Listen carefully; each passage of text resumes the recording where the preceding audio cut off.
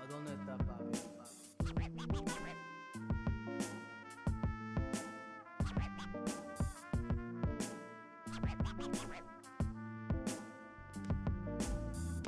How much does plastic demand contribute to?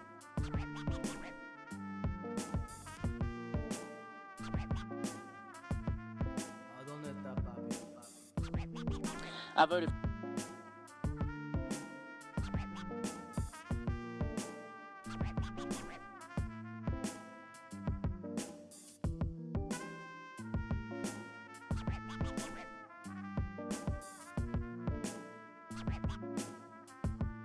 ¿A dónde está papi?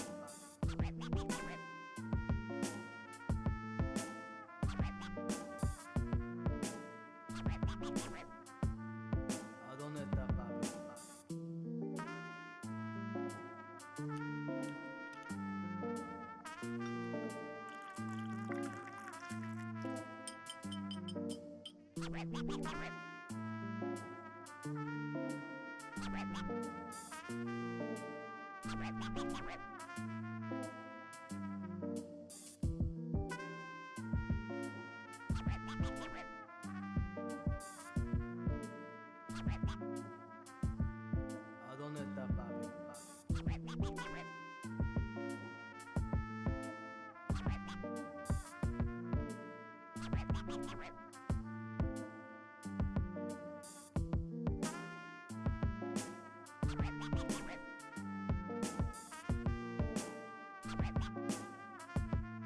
¿A dónde está papi?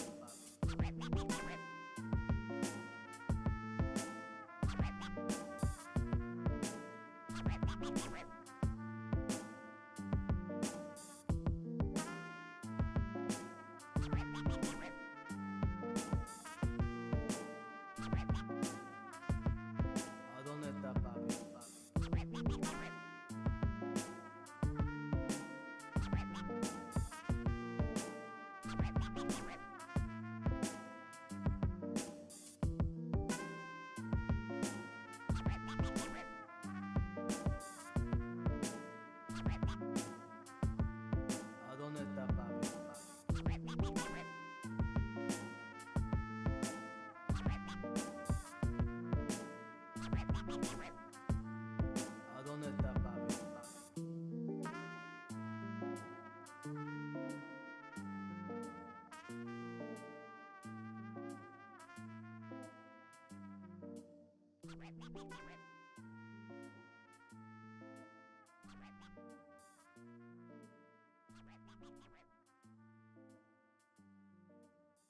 ¿A dónde está papi?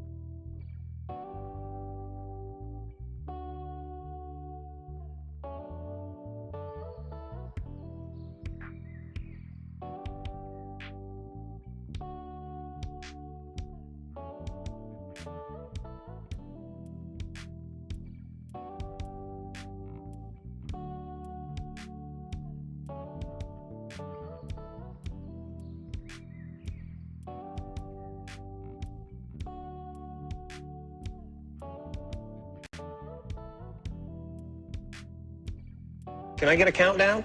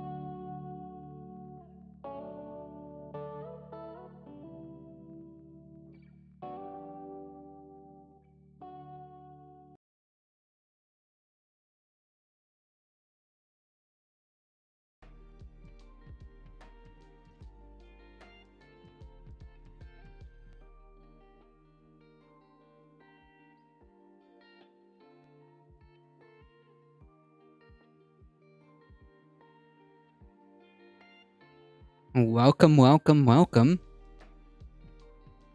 Today is Wednesday. Howdy, everybody. We do have a few things to go over.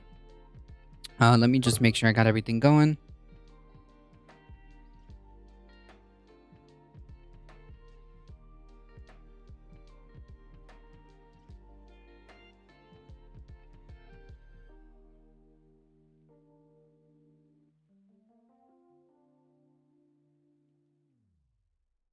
I'd like to introduce you.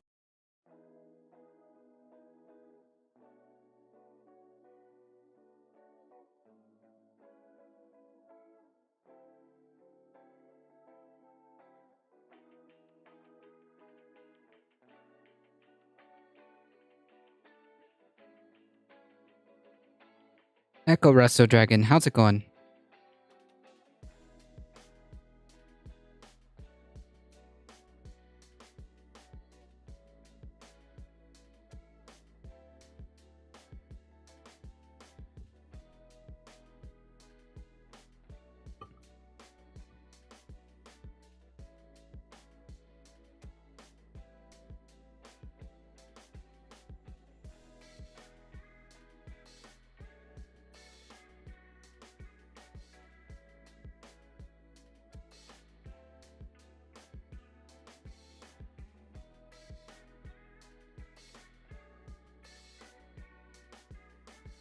So apparently,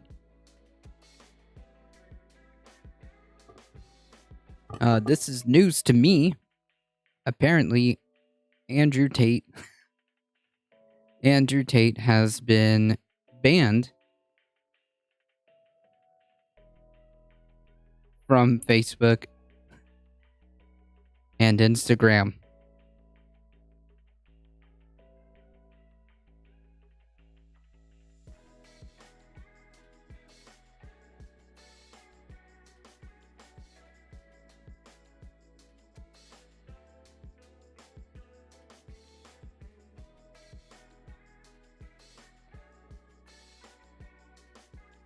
To which I say, me.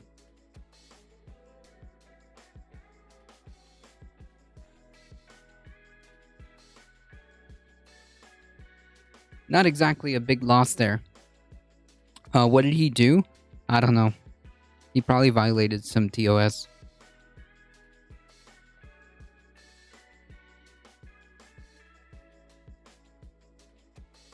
He probably violated some TOS, and he's also under investigation for alleged sex trafficking and whatnot.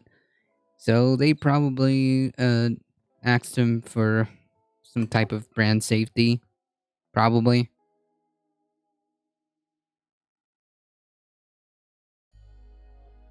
It wouldn't surprise me if that's the case.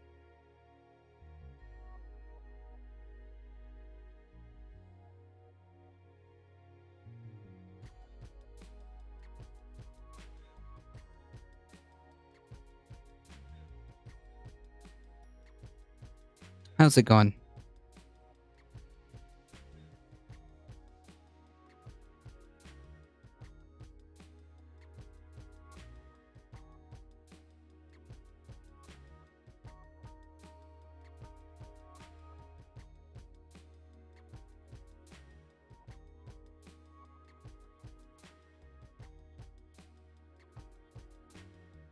I mean, we could look it up.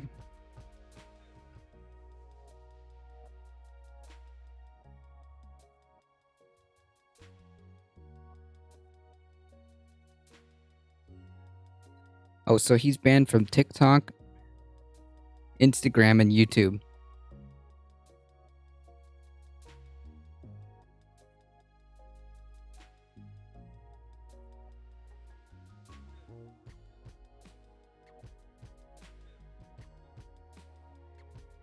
Oh, I see. Okay.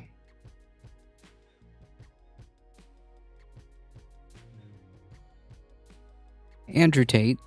Oh, I'm sorry. Let me...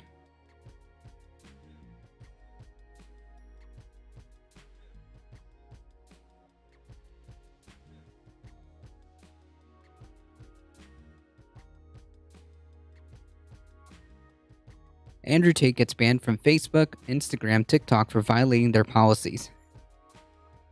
Andrew Tate, an influencer and former professional kickboxer known for his misogynistic remarks, among other things, has been banned from Facebook, Instagram, and TikTok.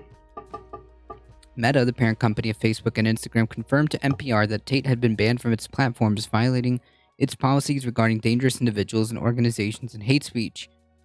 Probably what happened is, he's under investigation for doing sketchy shit. including trafficking. So, yeah, they probably don't want that. Tate had garnered 4.7 million followers, TikTok told NPR. On Instagram before Meta took down his official account, TikTok told NPR that the company had permanently banned Tate's accounts. Misogyny is a hateful ideology that is not tolerated on TikTok. Our investigation into this content is ongoing, as we continue to remove violative accounts and videos and pursue measures to strengthen our enforcement. Tate drew internet fame after being removed from the show Big Brother in 2016 following a video that surfaced which he allegedly attacked a woman, according to the BBC. Tate claims that the video was a total lie and tried to make him look bad and was edited. The influencer was permanently suspended from Twitter in 2017 after tweeting that women who are sexually assaulted bear some responsibility. Yeah.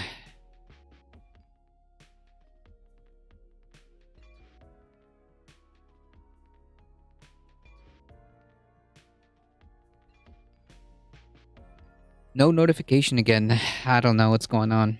I really can't. I have no bearing on that one. Sorry, my friend. In case you haven't heard, MTG got swatted. That's true. Yeah.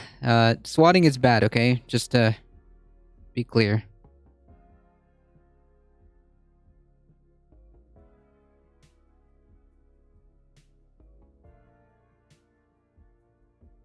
Anyways, good riddance.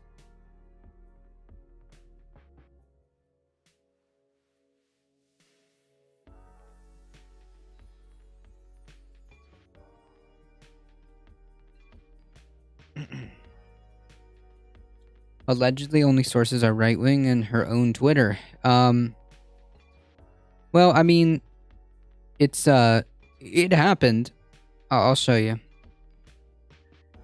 What is swatting? Swatting is when, okay, so swatting is when you call in a false kind of like report to the police in an effort to get them to do an overwhelming response to your house.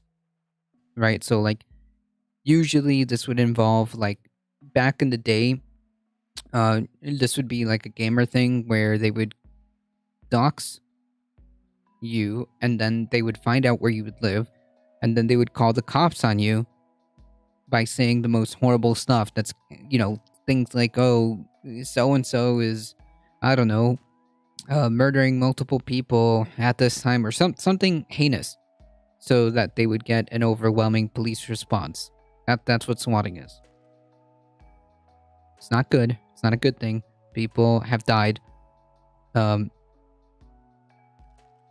People have died. Well, we'll take a look at this article. This is as close as it gets.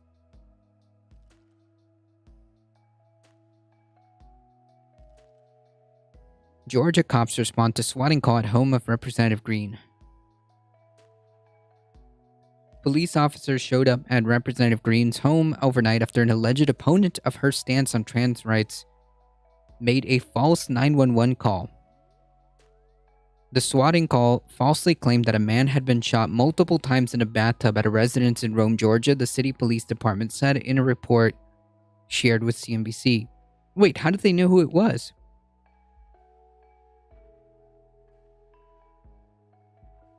How did they know who it was? Already. The Rome Police Department at 1 a.m. dispatched 5 officers who learned en route that they were heading to Green's house, the report said. They rang the doorbell and were met with the Republican congressman who assured us that there was no issue. A spokesman for the department told CNBC that the officers checked Green's home. Afterwards, the department received a second call from a suspect using a computer-generated voice who claimed responsibility for the incident. Wait, but it's a computer-generated voice. How do you know this?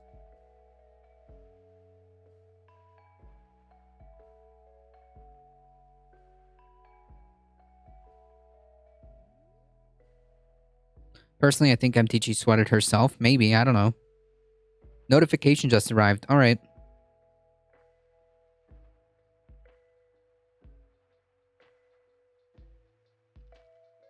Seems sus. Yeah, maybe.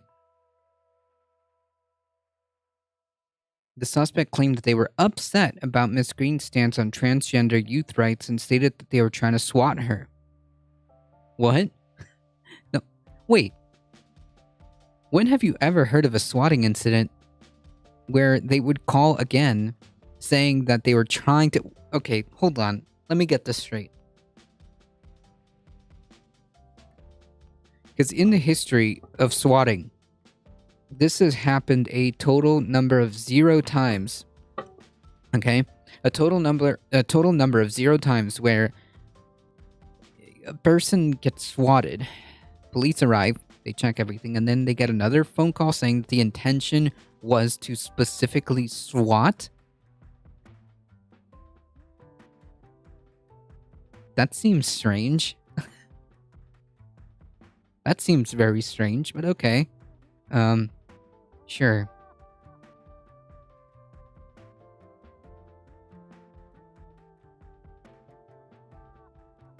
The department said it was working with U.S. Capitol Police on the investigation, which remains active.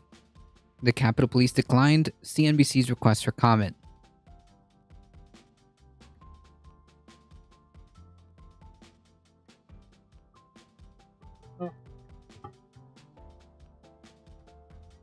Green, a far-right lawmaker backed by President Trump, had introduced a bill in Congress last week that would make it a felony to provide gender-affirming care to transgender minors. The legislation came amid a growing right-wing movement against those treatments that recently targeted Boston Children's Hospital, which said last week that it is dealing with an influx of hostile calls, emails, including threats of violence. Yeah, like... It just seems very strange. But, okay.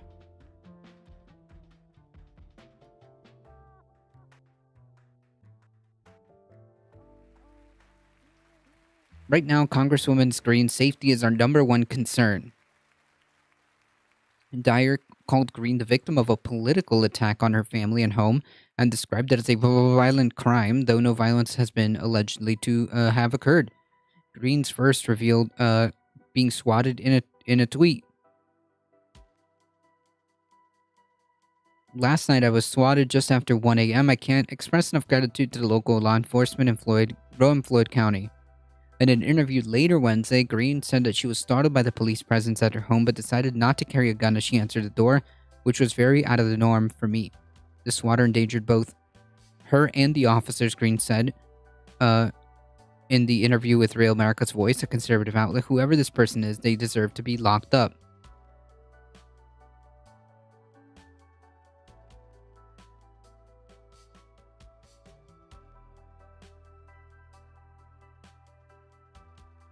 She probably swatted herself. Imagine if that's what the investigation revealed. Oh my god. Oh man. Yeah, like that last detail of the story seems a little bit odd. We'll see. I hope you're turning somersaults after Joe's great performance today. Well, it's a lowercase W, alright? Let's not kid ourselves a little bit too much, yeah?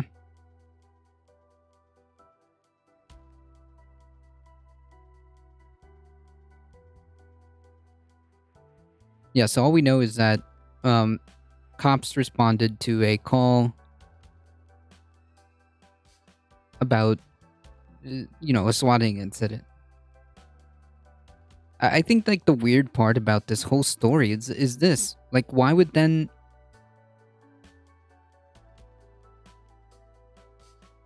Why would then the department itself... Why would they give another call?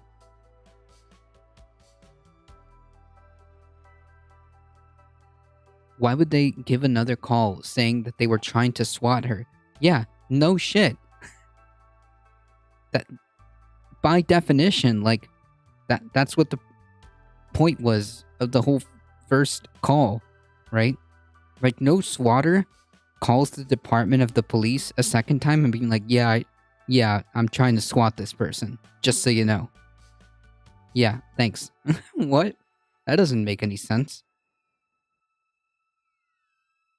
That does not make any sense whatsoever.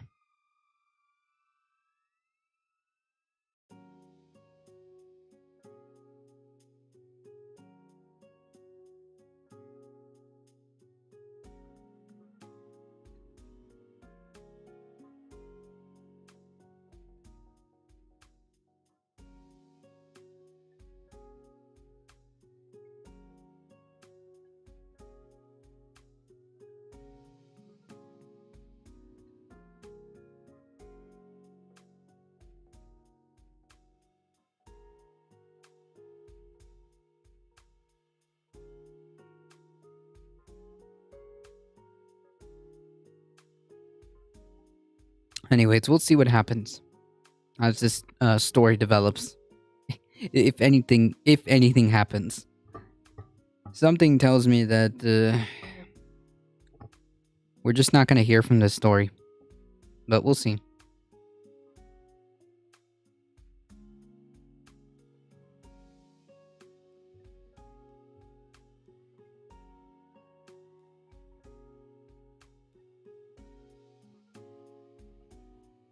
Democrats hold on to key House seat. New York special election. Democrat Pat Ryan on Tuesday won the special election for the House seat in New York's 19th district after it was vacated by Democrat Antonio Delgado. The result is an upset for Republicans who were seen as slight favorites to flip the seat. It's also validation of Democrats' strategy of hammering the issue of abortion in the aftermath of Roe v. Wade being overturned. The race was seen as a key test for the two parties' messaging strategies. Ryan focused on abortion and Republican Mark Molinaro hammering on inflation and crime. The context Hudson Valley-based 19th district has been a critical building block in Democrats' recent majorities. Delgado, who stepped down in May to serve as New York lieutenant governor, won it by 11 points, while Biden won by 2. Both national parties invested in the race, hoping a win there would provide a burst of enthusiasm heading into November. Ryan cast the race as a referendum on abortion, while after the Supreme Court's decision overturning Roe v. Wade, while Molinaro stuck to the GOP talking points on inflation and crime. Which, these things are, pretty flaccid, right? I mean, if you're gonna, talk about inflation, what's the angle of attack there, right? Inflation is occurring all over the world because of supply chain issues that were a domino effect of the pandemic, right? We know this. We know this.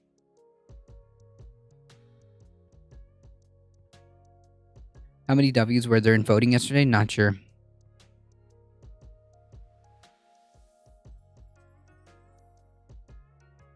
Ryan Molinaro and Molinaro, both electorally proven county executives with cross-party appeal, were roughly evenly matched in terms of fundraising. Ryan, an Iraq veteran and former business owner, previously ran for the seat in 2018, narrowly losing to Delgado in the primary. The following year, he won an election as executive of Ulster County, the district's population center, in a landslide. Ryan shied away from the progressive label in an interview with Axios last month, noting that he increased funding to law enforcement as a county executive.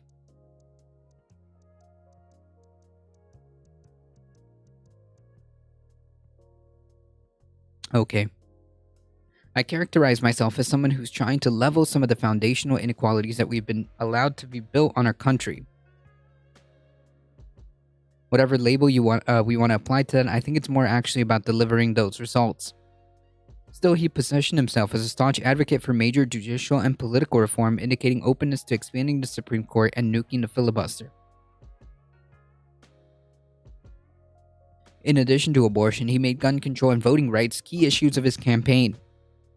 Making headway on the filibuster is a good thing. Voting rights, good thing. The right to bodily autonomy. Democratic Congressional Campaign Committee Chair Sean Patrick Maloney said Ryan's win sends a clear message to voters that voters are fighting back against Republicans' extreme attack on abortion rights and their fundamental freedoms. Michael McAdams, a spokesperson for the National Republican Congressional Committee, told Axios that majorities are won in November, not in August. We look forward to prosecuting the case against Democrats' failed one-party rule, that left America's families worse off. You can't just say things and, without evidence. How did this happen? Molinaro did not concede the election in a speech on Tuesday, telling supporters that spend the night with us as we wait for every vote to come in. We're going to make sure every voice is heard and every vote is counted. We're not going anywhere, whether it's tonight or November 8th. We're going to win the 19th Congressional District.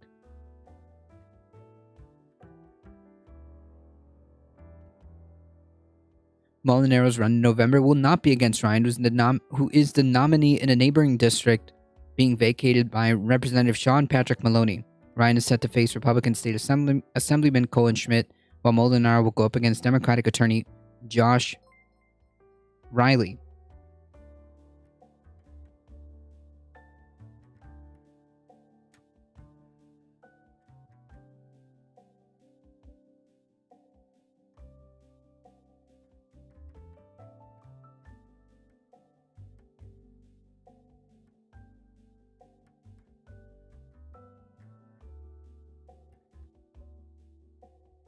Okay.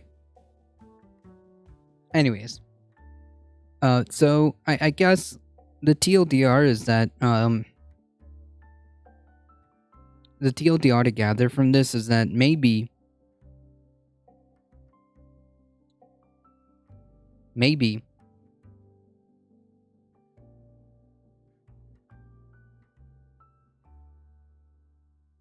the Democratic Party has a little bit more chances than originally thought.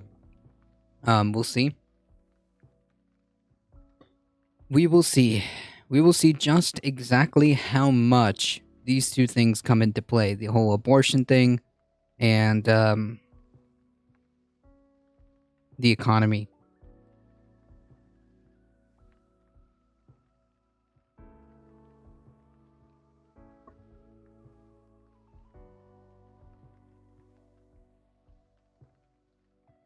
It's a toss-up? Yeah, it's a toss-up.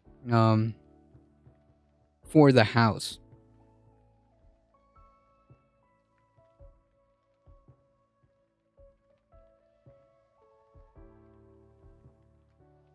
It's a toss-up for the House, and I think the Senate,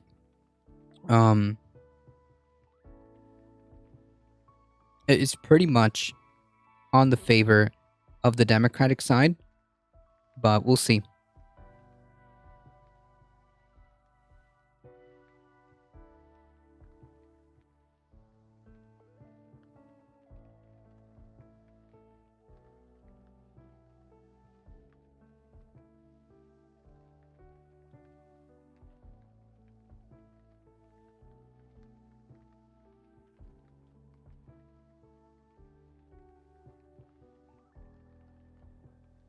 Yeah, Gates did win his primary. I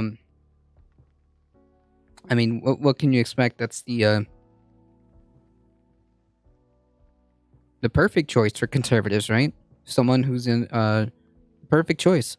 Someone who is a Trump supporter, someone who's a Trump loyalist, and someone who's currently under investigation for sex trafficking minors. Makes sense. Makes sense that he would be their guy.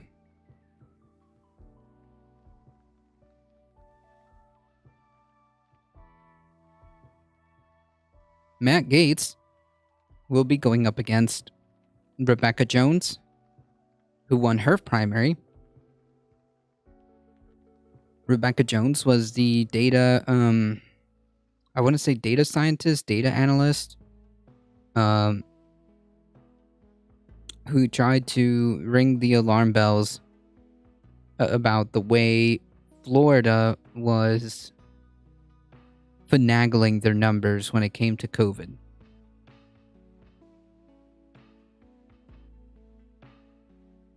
Rebecca Jones was consequently fired and replaced by some conspiratorial, like sports blogger or something.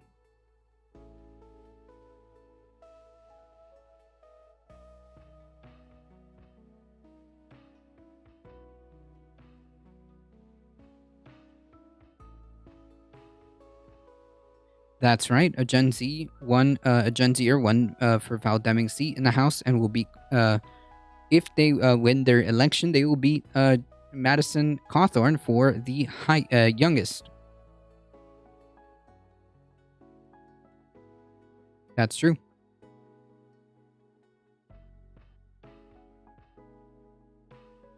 Herschel Walker compared himself to Jesus. Oh my God, is this a tweet? Can we get a link for that? Can you send me that in whispers, bipedal? Can you please send that to me?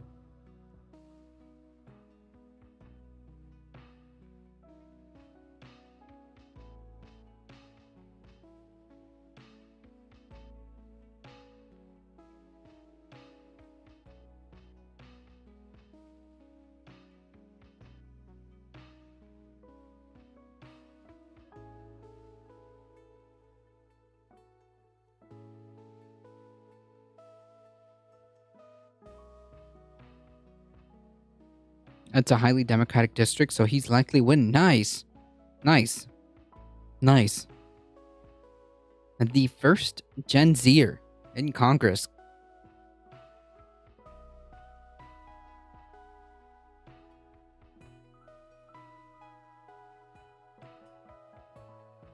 Send it to me in whispers.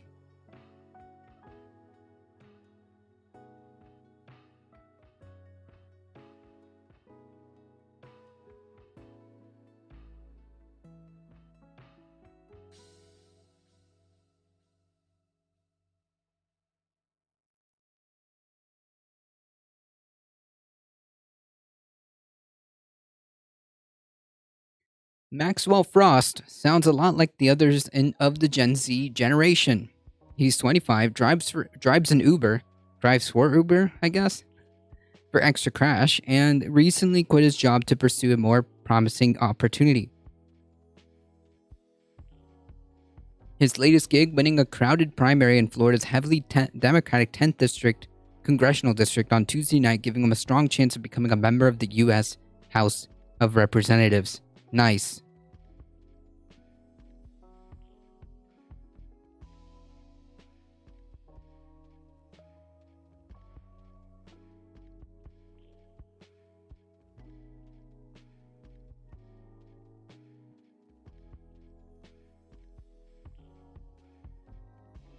Frost prevailed over more experienced Democrats, including four former members of Congress Corin Brown and Alan Grayson and State Senator Randolph Bracey, to secure the nomination.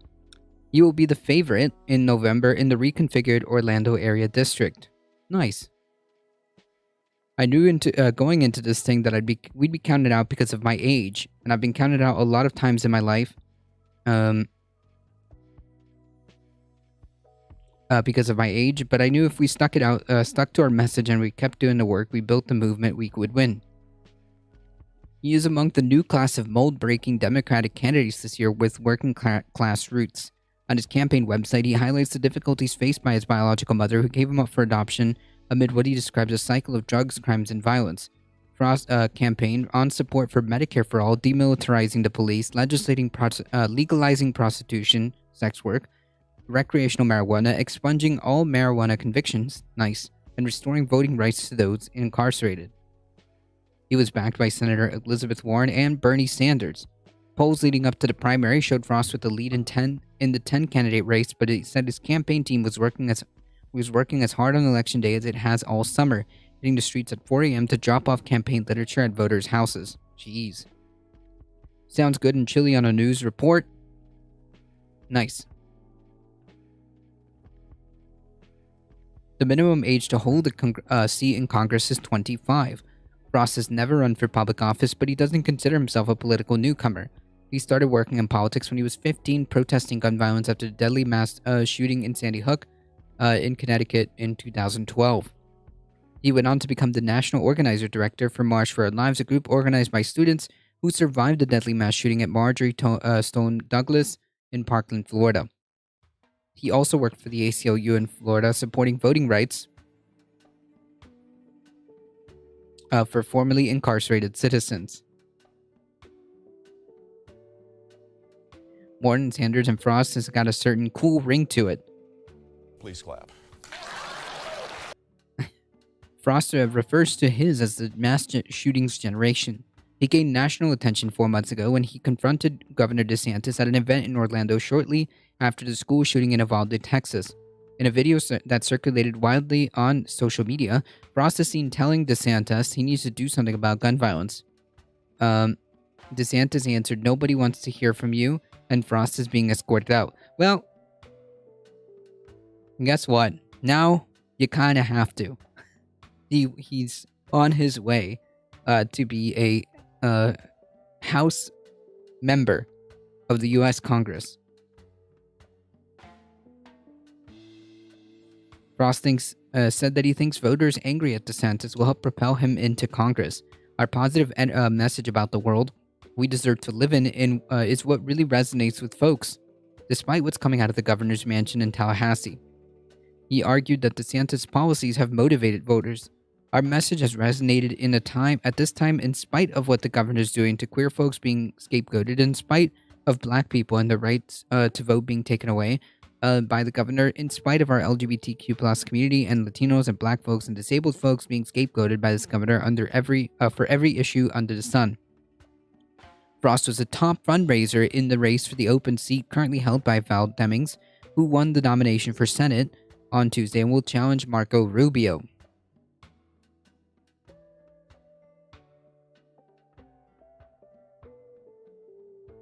Well, we'll see. That would be an interesting race to see if Marco Rubio can be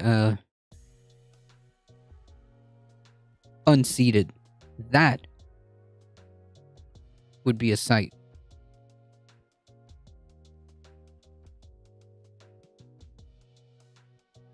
Inflation is literally making our lives.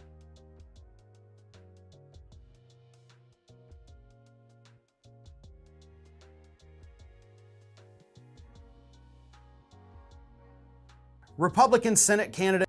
During a recent event, Republican Senate candidate Herschel Walker somehow managed to compare himself to Jesus Christ and then suggested that Jesus also had a mental disorder. Oh, so no. Here's Herschel Walker explaining all this, hopefully better self-report, I guess, than I just did, although it's Herschel Walker, so he probably isn't. But anyway, listen to Herschel Walker and his thoughts on Jesus and how he is like Jesus. Here it is. And Jesus forgave, and what's so great about it, when Jesus was headed to the cross, when he was bearing his cross, think of every angel in heaven was so upset with us down here, what we were doing to the Holy One. What?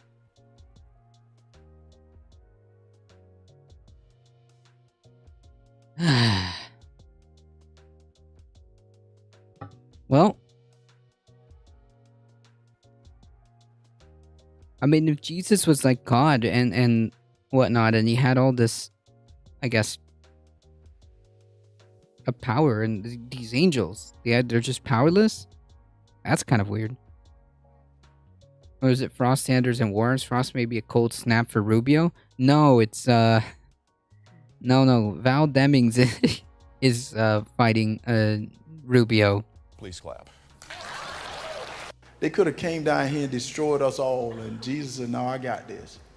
And he sacrificed for us. What? And that's what I said. That is the ultimate price anyone can pay. Amen. And I remember after I left the hospital, Pastor Tony Evans is my pastor that was in Dallas, and he had me to speak in front of 1,500 ministers. And I told them, I said, I'm not ever going through anything my Holy Father hadn't gone through. And I said, if I have a mental problem, Jesus Christ must have a mental problem. And they ain't What? And because, they got that doctorate as well. And, I do have an honorary doctorate, which is the same thing, I reckon. But anyway, no, it's not. Wait, whoa. They told me, whoa. No, it's not. No, it's not. Oh, God. Jeez. Is there like a clip? Is there a clip of Herschel Walker not lying? Is there a clip where he's like just not lying for 5 seconds?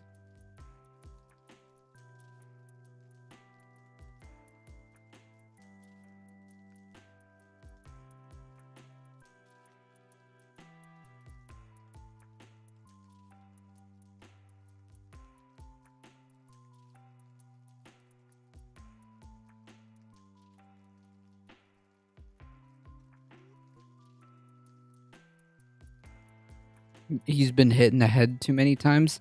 I mean, like, no disrespect, but like, yeah, I mean, CTE is a real thing. An honorary doctorate may be awarded to someone who has no prior connection with the academic institution or no previous post-secondary education. The degree is often conferred as a way of honoring a distinguished visitor's contributions to a specific field or to society in general. Yeah, so this is arbitrary, and no, it is not the same.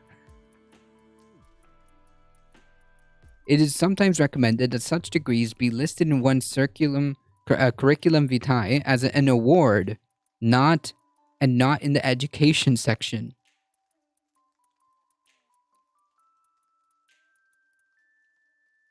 With regard to the use of this honorific, the policies of institutions of higher education generally ask recipients to refrain from adopting the misleading title.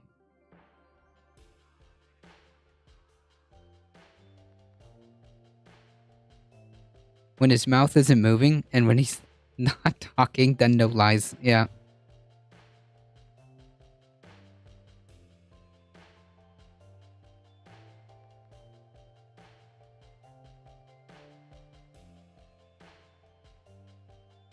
Anyways, an honorary doctorate is not the same. This is an obvious lie. You have to suffer trauma to go through mental problems. I said, Jesus Christ was nailed to a cross. Is that not a lot of trauma? So I said, there's nothing that you're going to go through that Jesus hadn't gone through. So Herschel Walker says, if I have a mental problem, then Jesus Christ has a mental problem. Now, in the Bible, there's no indication that Jesus had mental health issues. Maybe they left it out. I don't know. I wasn't there. But for Herschel Walker, there is actually a book that details his fight with mental illness. A book that he himself wrote about having Supposedly. dissociative identity disorder. So Herschel Walker has openly admitted that he does have mental health problems. So when he says, if I have them, then Jesus has them, well, we know he has them. So he is saying that Jesus has mental health problems flat out. Now, Herschel Walker's mental health issues, right, the dissociative identity disorder, should not in and of itself exclude him from holding public office.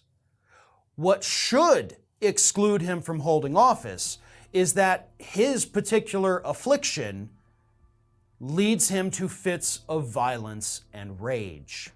And that, of course, is coming from his ex-wife, who at one point claims that Boris Herschel Johnson Walker became an honorary threatened Cossack to today. murder her. A claim, by the way, that Herschel Walker does not deny. He says, I'm glad that this information is now out here because it came out just a couple weeks ago. I'm glad it's out there. You know, so What? people can see that I'm not like that. But we have no proof that you're not like that anymore. You know, forget for a moment all the sentences you attempted to string together in that clip that made absolutely no sense. Does the Holy Trinity have triple personality? Please clap. Forget for a moment the fact that you compared your honorary PhD to actual real doctors saying it's pretty much the same thing. Maybe it was a joke, maybe it wasn't.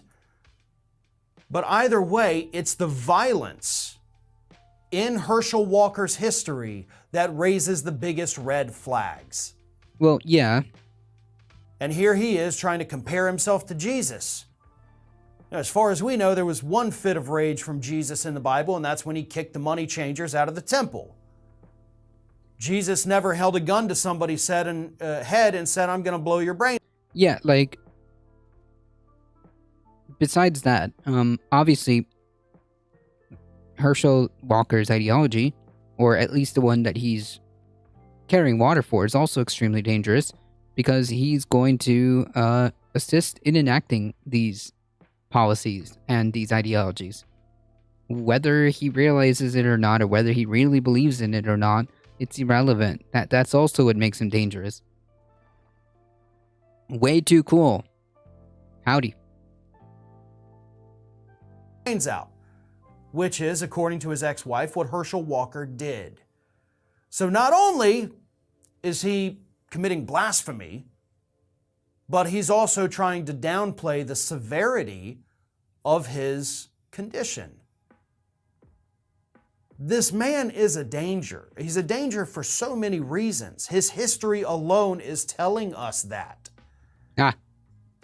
And unfortunately, he's trying to play that up as a strength rather than something that he should be getting help for. True. Weird. I just came from I just came here from watching Ring of Fire clips on YouTube. Oh man, no, this is just the Herschel Walker one.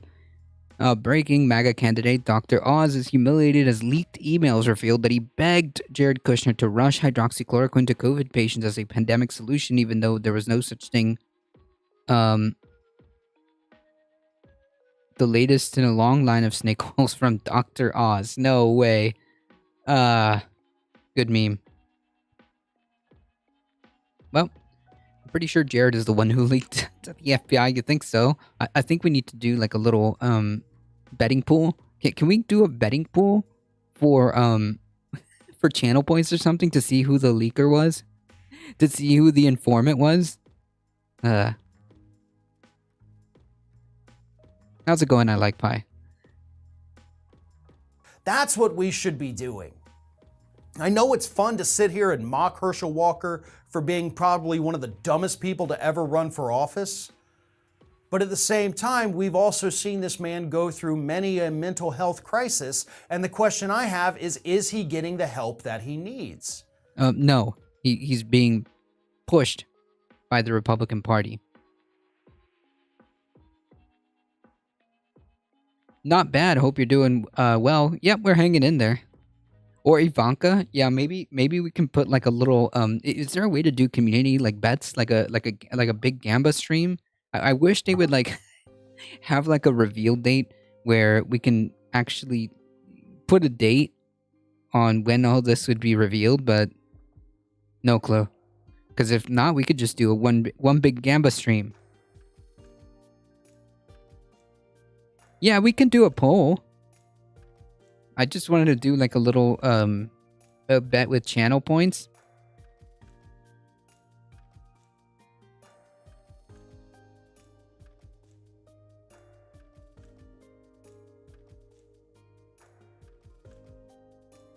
Right? His condition that he admits that he has is not something that you just wake up one day and you're cured.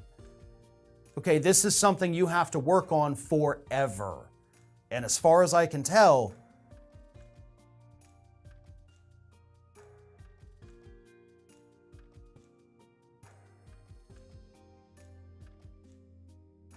you guys voting for Trump in 2024?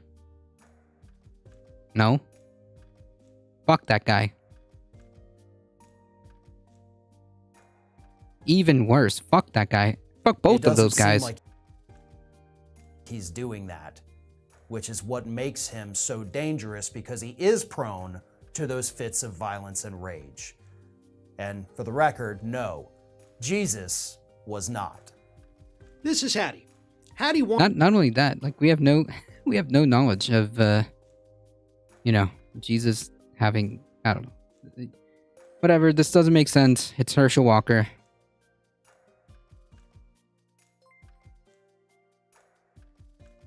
I think we know Trump's only good for Tina! Howdy, everybody.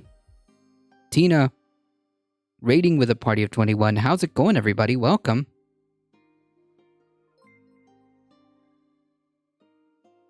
Folks, if you've never seen me before, feel free to hit the follow button. We are A Difficult Truth. We do news and politics Monday through Thursday, 5 p.m. Eastern Time. And on Sundays, with the co-hosts, we do Sunday Fun Days around noon Eastern Time. We're trying to get something started called Star Trek Sundays, but we'll see how that goes. Around noon Eastern Time. One thing is always guaranteed, a 99% chance there will be a cat on stream in the weekend, so you may want to hit the follow button for that one. Just for that alone, all right? Thank you, Tina. I appreciate that. Welcome, everybody.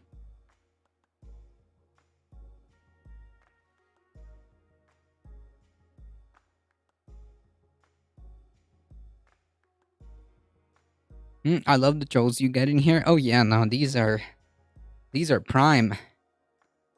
These are prime trolls. Not even. A lot of the times, like, these trolls, like, they're boring. A lot of the times the trolls are just boring. If you're gonna be a troll, you gotta be entertaining, okay? That's the rule. You gotta be entertaining.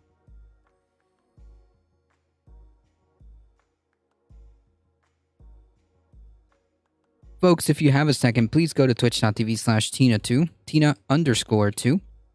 Go show them some love. All right?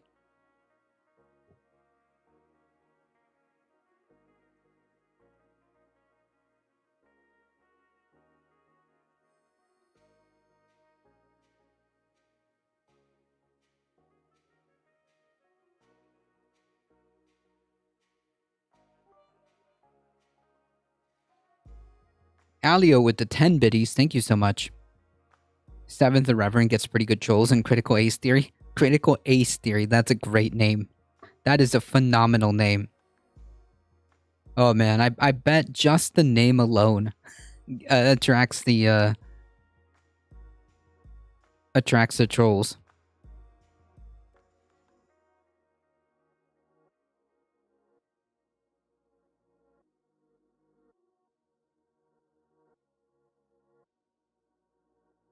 Critical Ace Theory, amazing.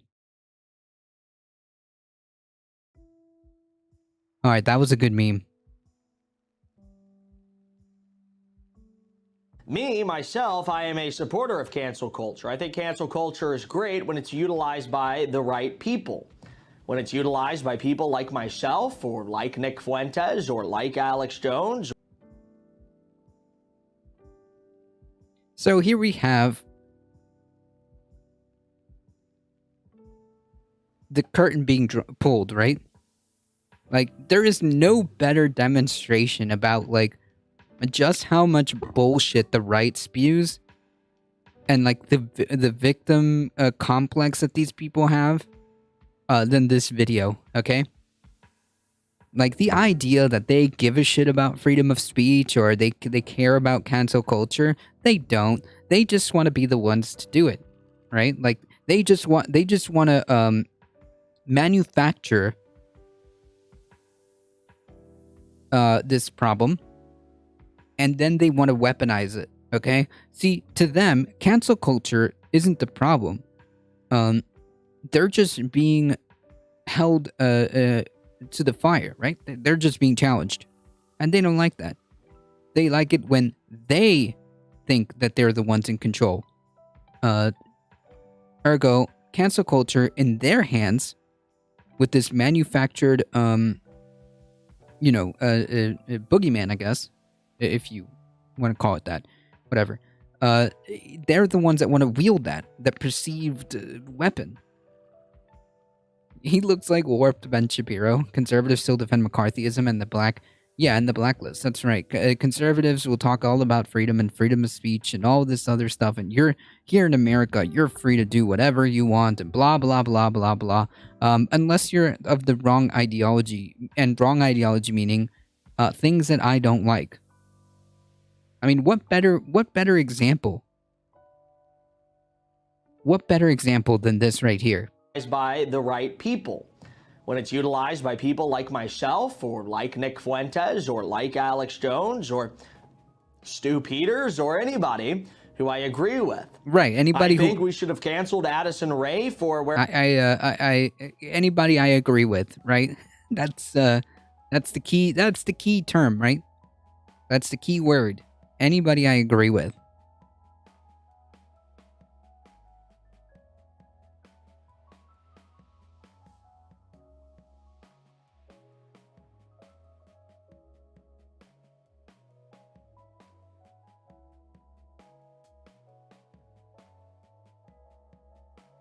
No more pretend. This is flat out, right on the open. All cards on the table, folks. This is what they actually think. Wearing a blaspheming bikini. I think that we should cancel all of these leftists who have either supported homosexuality or transgenderism or baby murder or baby murder? You mean abortion? Anyways, you get the point. The point is shutting down is creating a boogeyman, right? Creating this weapon they claim that it's happening to them, right? This victim mentality. Because in their head, they want to be the ones to actually wield this perceived weapon, right? That's what they want. They want to cancel leftist ideology because, it's not, they don't agree with it. Simple as that. The only thing that should be allowed in their world is their ideology. That's it. There's no room for anything else. There's nothing else. William Buckley invented campus cancel culture because he advocated firing all collectivist professors in his book God and Man at Yale.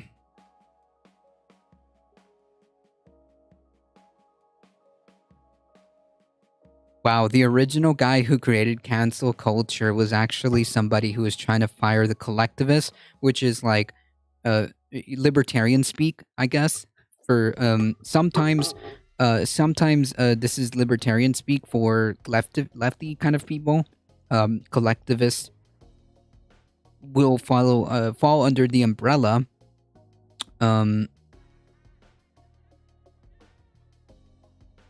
of like anarchists, communists, things like that. The Bible cancels humanity for eating fruit. True.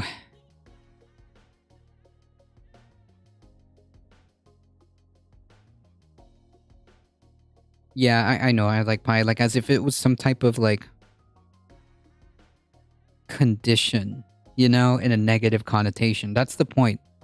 The point is to illustrate that in a negative way. Child sex trafficking or sex trafficking in general or sexual liberation, I think that these people should be canceled.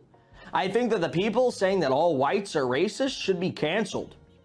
I support cancel culture and the vision that I have for cancel culture moving forward. Yeah, we're like a And religion.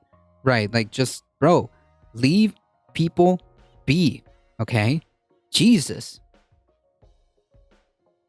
Like is it that hard? Republican MAGA is too transparent and yelling too much about society and Trump will get boring. Trust me. No, I think yeah, so Matt Gaetz.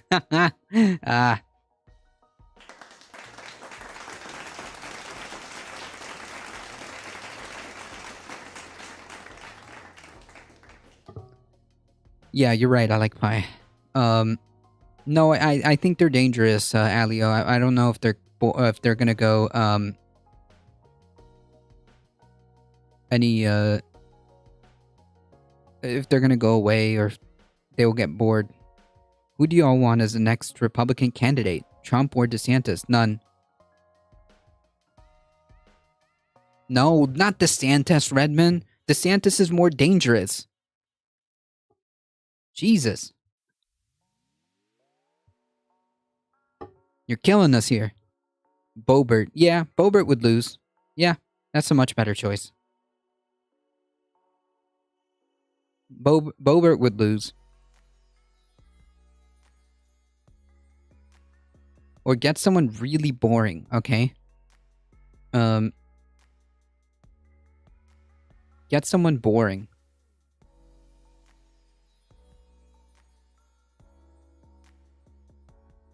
DeSantis is doing great things for Florida, though. Florida is a very safe place to live and travel. They have stricter laws against criminals. No, they don't. DeSantis is arguably more dangerous than Trump. He knows how to speak in full sentences. True. A smart politician chooses his or opponent. We'll see if the Dems can manage this for 2024. Don't hold your breath, my friend.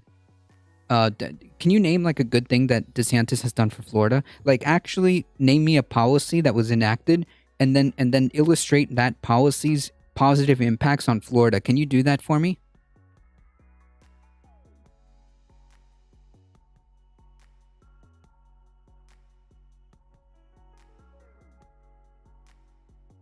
So it's a in case you need to like in case you need to like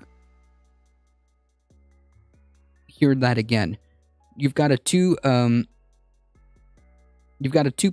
all right?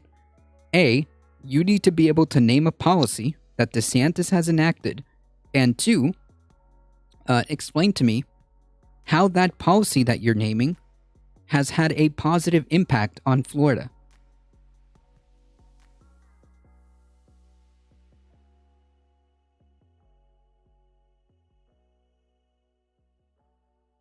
Because you made the claim DeSantis is doing great things for Florida. Okay, name a policy and then explain to me how that policy has done a positive impact in Florida. I mean, I'm pretty sure since you made the statement, you have something, right?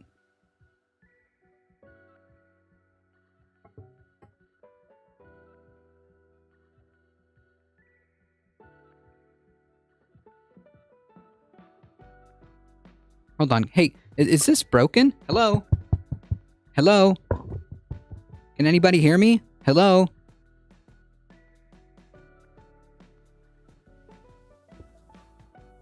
Hello?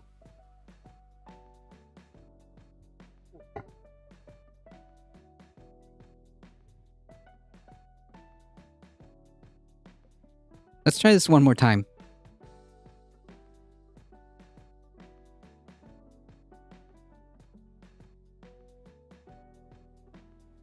Maybe I'll have to do it slowly, I guess. Maybe it's not computing. You said, and I quote, this is your message. I mean, I hope you remember what you just typed 5 seconds ago. You said, DeSantis is doing great things for Florida, though. That is your initial statement. Okay? And my question to you, it's a two-part. Okay?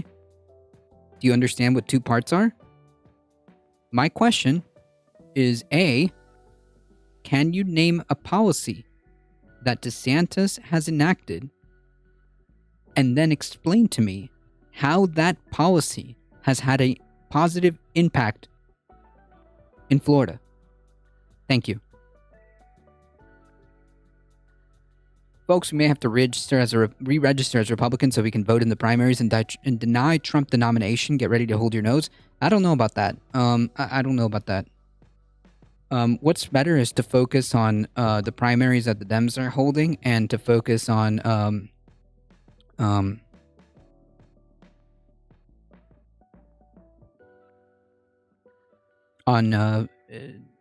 implementing policy and then running on that. The Commodore 64 computer is 40 years old today. Anti-looting policy. I don't know what that is.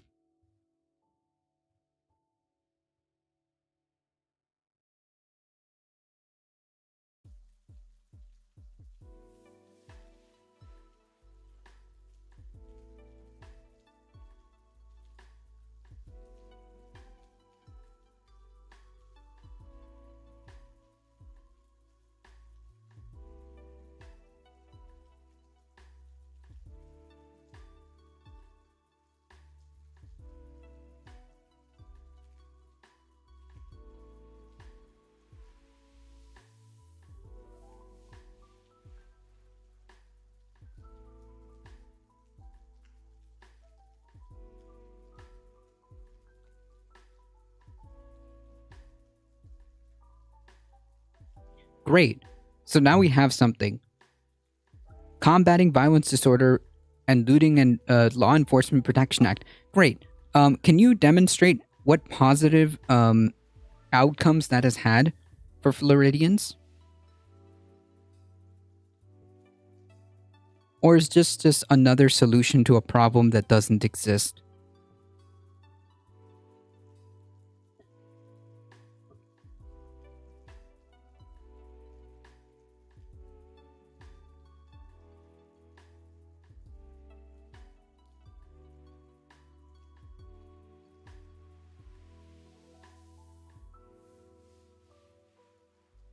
I need to know what positive impact this has had on Florida. Remember, it's a two-part. I'm glad you were able to answer the first part. Now explain to me how this, whatever, Law Enforcement Protection Act garbage is having a positive impact in Florida. You can do it, buddy. I believe in you.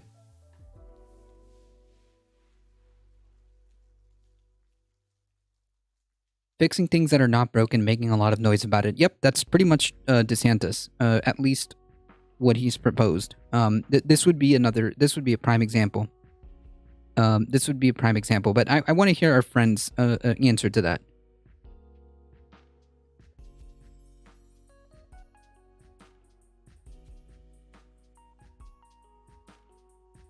Well, Floridians are more hesitant to want to loot now, and DeSantis is giving store and homeowners a green light to defend themselves from any intruders. Not really. Self-defense has been like a thing since before DeSantis. Looters are not Looters are looters and will not be more or less hesitant because DeSantis signed the law.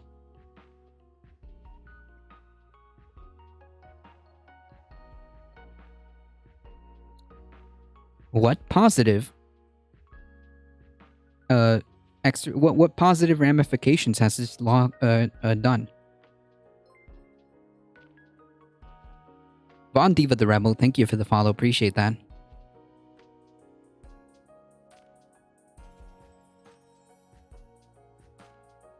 You need a popcorn emote. The repercussions are a lot more significant than compared to years past, though. You're not answering my question. Like, are you having a hearing problem?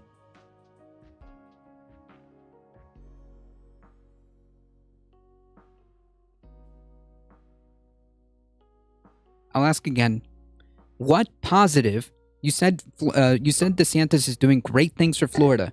You named the policy that he acted. He did sign that into law. That is true. Now explain to me how that has had a positive impact.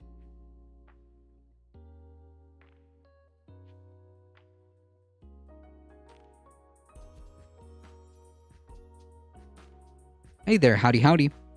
Florida homeowners and business owners could not defend their homes from thieves previously? Really? Yeah, no, this is a safer environment? How?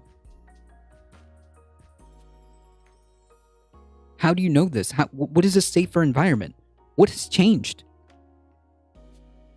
So, okay, in case in case anybody doesn't know, because clearly this person doesn't, this was in response to the Black Lives Matter riot. Oh my goodness, left flank vets coming in hot with a party of 192. Welcome, welcome, welcome, everybody. Howdy, how's it going, everybody? Welcome. I'll let everybody pile in. How's it going?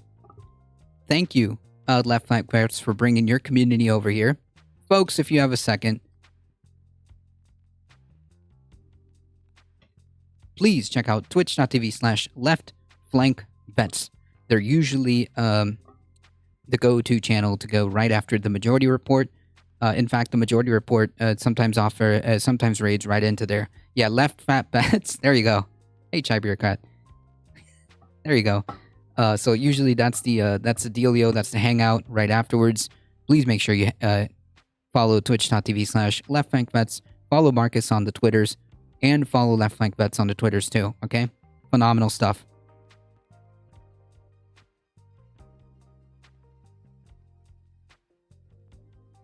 And if you enjoy the content, hey folks, hit the follow button. You get 5 free emotes. How about that?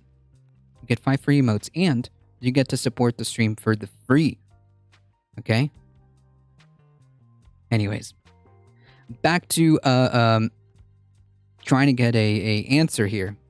How about this? I want to hear your take on this. What don't you like about him? Everything. He's an authoritarian fuck. I understand that you can't answer a simple question.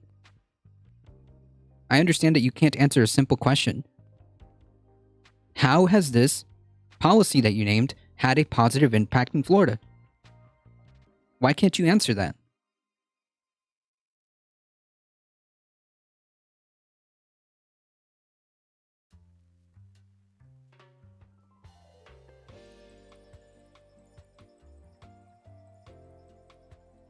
You don't think he would do that's listen.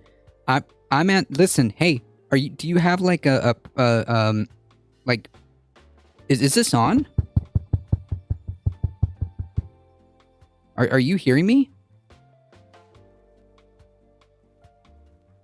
What part or how has the act that you mentioned earlier made a positive impact on Florida? Why is this such a hard question to answer? Why are you answering my questions with questions? Are we in the background? Are we in the battleground of ideas right now, talking culture war? Oh yeah, we're in the middle of it. No, I'm kidding. This is just par for the course, Chai Bureaucrat. You know, you gotta have a little fun, right? You gotta have a little fun at least. playing with your food, so to speak.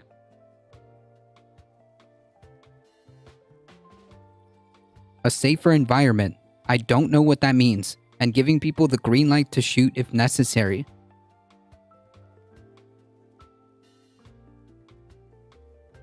What does that mean?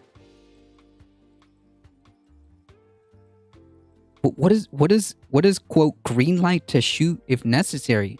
Michael V. Cook, thank you for the follow. Are you talking about like self-defense? Self-defense has been a thing before Ron DeSantis. Are you okay?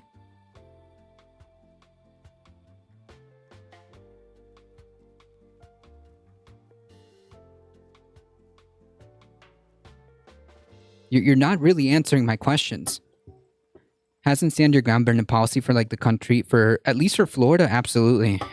Yeah. So like again, solving problems, giving solutions to problems that never existed. I'll teach you to take dong ditch my house.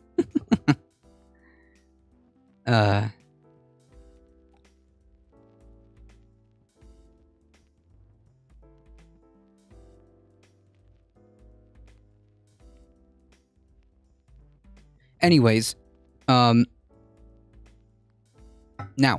what actually happened? What actually happened in that act? Okay, so DeSantis enacted that in 2020. This is presumably in response to the Black Lives Matter protests, and for some reason, DeSantis felt the need to provide a solution to a problem that never really happened. In Florida, if you were actually paying attention, can anybody tell me how many riots there were in Florida? Can anybody tell me how many riots were there in Florida related to BLM?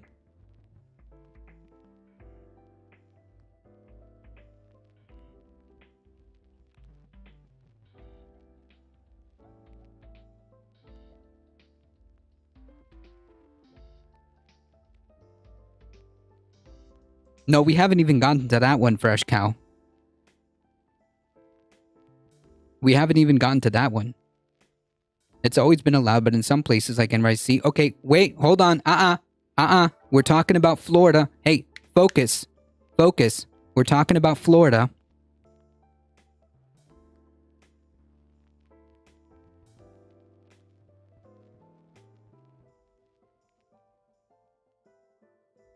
Damn, you're not even entertaining, my friend. Not only are you just like spewing nonsense, you can't focus on a single point. You're skipping around. You're pivoting to New York when that wasn't even your original point. Your original point involved DeSantis doing good for Florida. And then when I asked for a policy, you gave me the 2020 act. And then when I ask why that's a positive or how that has had a positive impact, you say safer and people can shoot people. Oh, what? And then now you're pivoting to New York?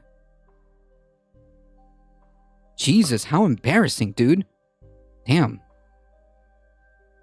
You should honestly feel embarrassed. Anyways, for those of you that are just coming in, oh yeah, to go to circle back to my previous point, the answer to the question of how many riots were in Florida were not many, not many at all. Okay, there was no necessity for the act that he's talking about that that required any legislative action. Rioting was already against the law.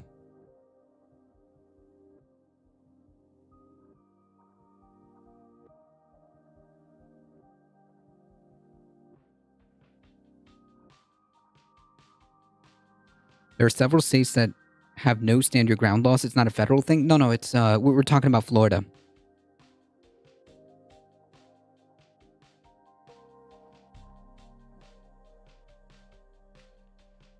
Yeah, beating someone for being hungry. Yep. Tough to tell what a riot is these days as the media covers peaceful protests with fires raging in the background. Damn, another big brain political analysis coming in hot. Wow. Wow. Damn.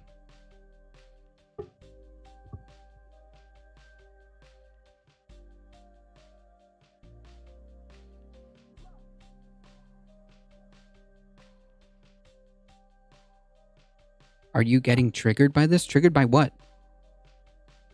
Triggered by what? I'm simply presenting a rational observation. Sure, buddy.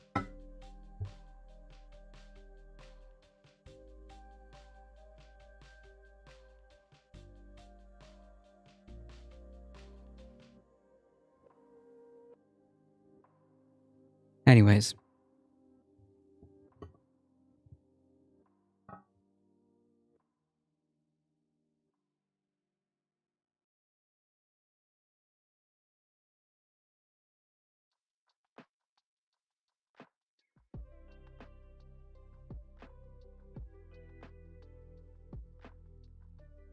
Yeah, the Black Lives Matter protest was overwhelmingly peaceful.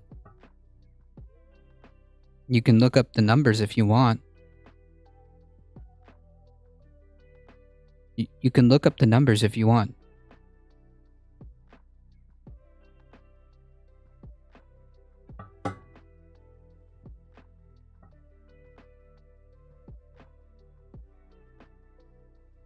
The large majority of those private businesses, I have no idea what you're talking about.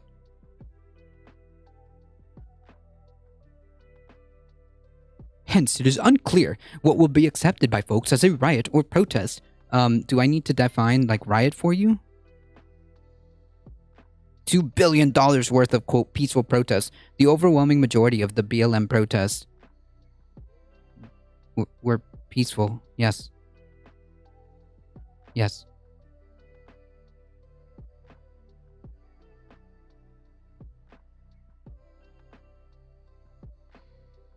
A riot is a riot. A protest is a protest.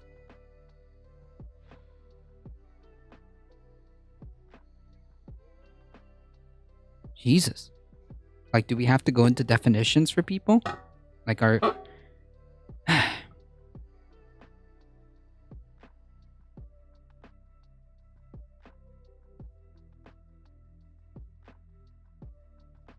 Yeah, the culture crusaders are here. Big mad. Big mad.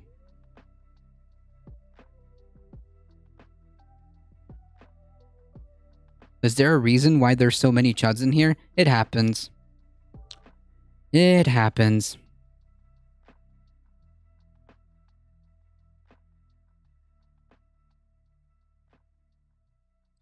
It happens. Anyways. Yeah, it's the politics category. That's true. That's true. Anyways.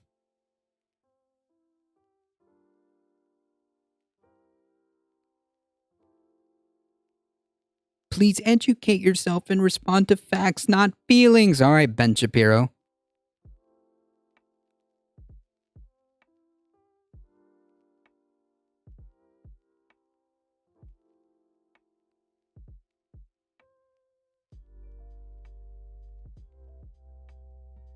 You're gonna spin your head around trying to keep up with this and debating with these fuckers just pulls folks to the right? Nah. I don't think anybody here would be swayed by garbage arguments, I hope.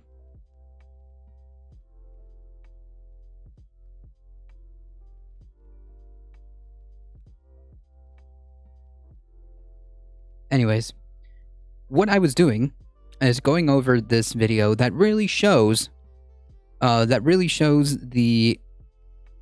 gives away the game, right? Me, myself, I am a supporter. Iron Dharma, thank you for the follow. They pull you into debating into their terms. It's a waste of time. Yeah, that's why I don't go further than up to a certain like point.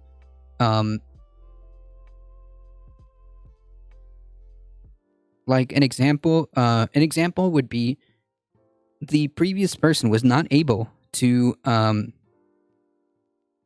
the previous person was not able to explain to me how that one policy that they named was able to produce a positive outcome for Florida. They never answered the question. So That's the end of the debate.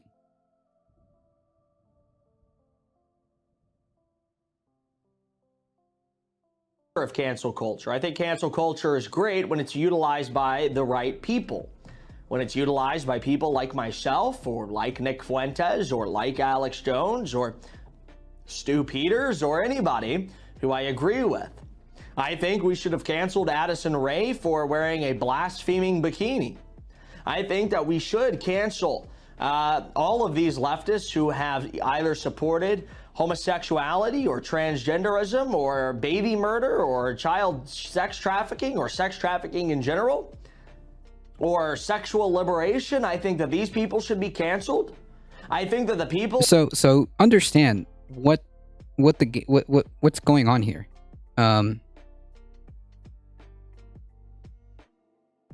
Understand what's going on here, right? So the right likes to make up these fictitious boogeymen that then they get to claim that they're the victims of, right? And then they want to take this perceived weapon and wield it themselves, because at the end of the day, what they want is to be able to do what they perceive as happening to them. They want to be able to do, right, with impunity. Mad Binks, Buddha's still dead. Thank you for the follow. Appreciate that. That's what they want, okay?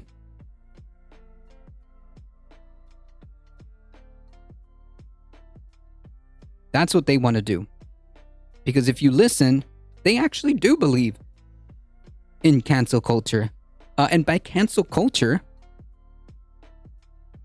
they mean they want to eliminate any opposition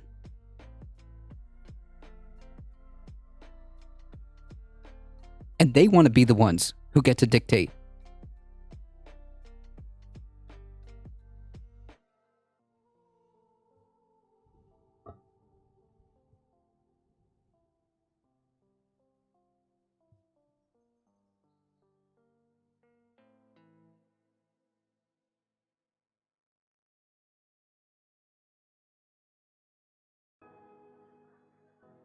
That's so funny. The right is attempting to eliminate the opposition. Do you not hear yourself? There's only one side suppressing speech, and that's on the left. While this guy, who is a far-right person, is arguing that it's actually the right who should be doing this. You guys actually do not believe in free speech. You're proving my point live. You're proving my point. You actually do not believe in free speech because you need to eliminate the opposition. How do you not hear yourself? How do you think that you believe in free speech? And you think that, yeah, we need to eliminate things that are opposed to me.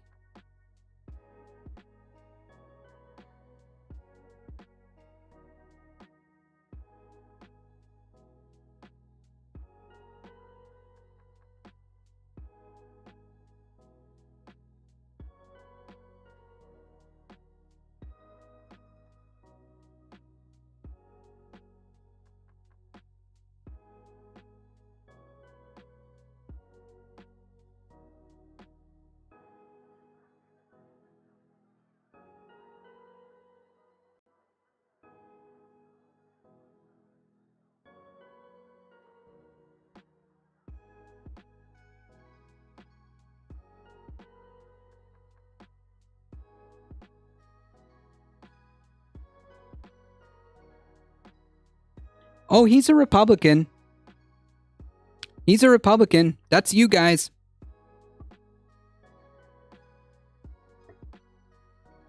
That's you guys.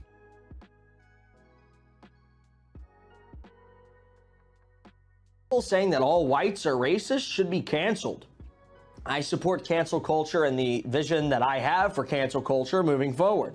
And once we take power and once we establish a foothold on some of these more mainstream platforms like Twitter, once we take it back and it becomes a free speech platform under Elon Musk, hopefully in the near future, I do believe that we can actually control the way society views certain issues. Holy shit.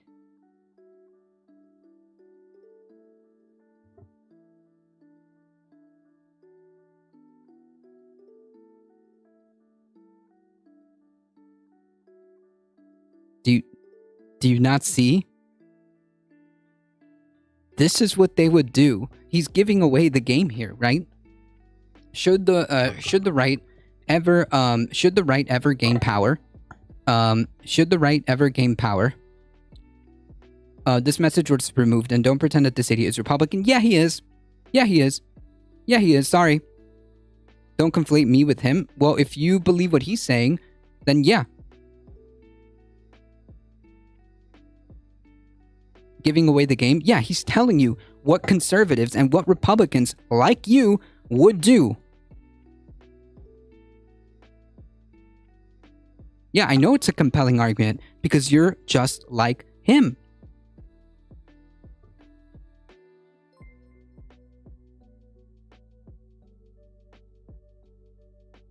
You're just like him.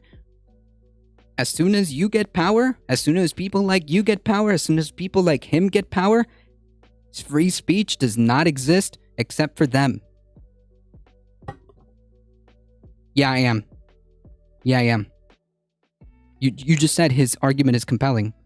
So, yeah, I am. You said his argument is compelling, so yes, I am. Anyways, so people like you and people like him, no. You said he is compelling argument. Kind of like how they're trying to remove certain books from schools. Oh yeah, Florida's like on its Florida's is on its it's on its way. I think like in certain districts they have like hundreds of books.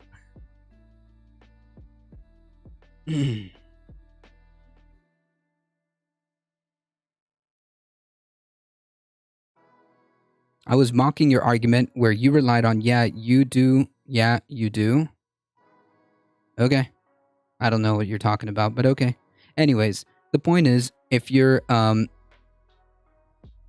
conservative, this is what the culmination of the ideology turns out to be, okay? If you're conservative, this is what the culmination of the ideology turns out to be. You're the authoritarian fox. When you get power, or should you get power, everyone who doesn't agree with you is basically effed. Everyone who doesn't agree with you is basically effed. And we can dictate what is appropriate and we can dictate. Do you see? We can dictate. We can dictate to you.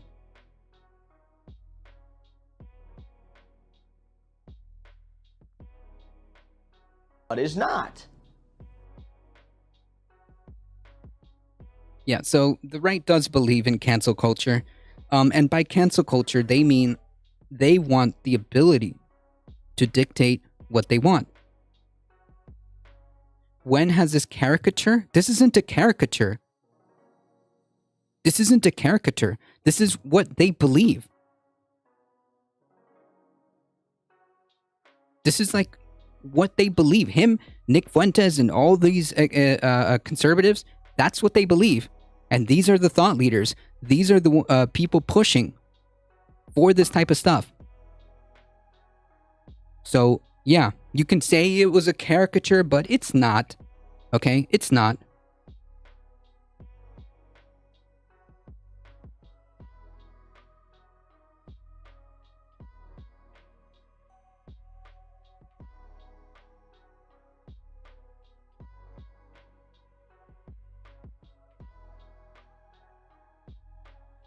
That's a paid actor. Yeah, outside of terminally online children, Fuentes doesn't matter. He's only massively important and shows up at all prominent conservative conventions. He is an organizer. Yeah, he doesn't matter though.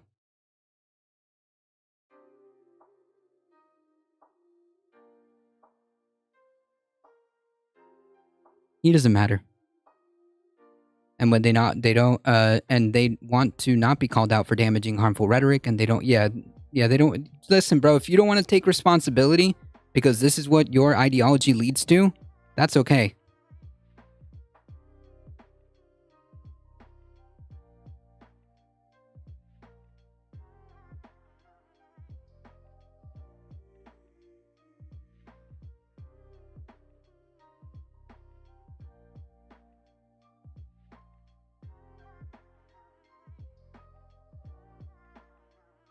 What's the awful redhead comedian's name? I have no idea.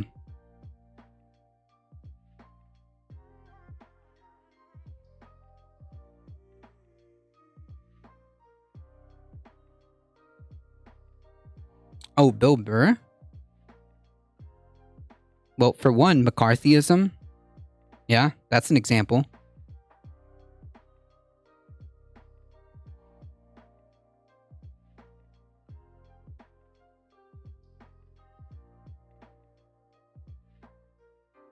I would think that that's very, very, a very important example.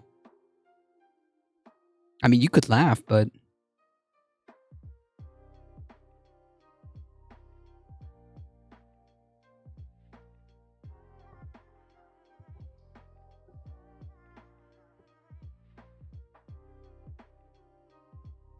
As an example, reflecting the culmination of conservatism? Who started it? Wait, I'm sorry. Hold on.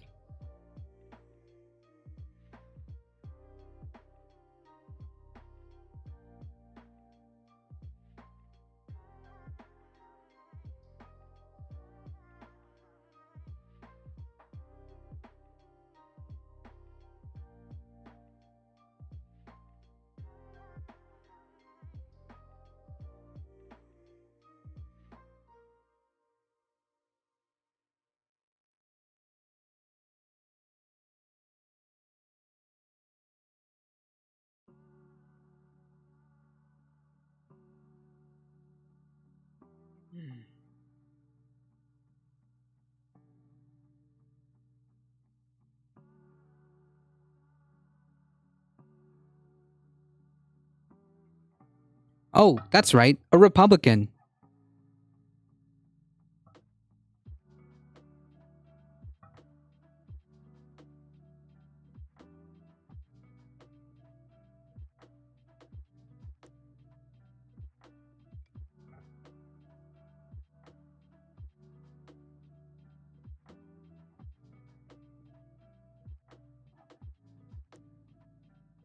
Conservatives canceled French fries, true.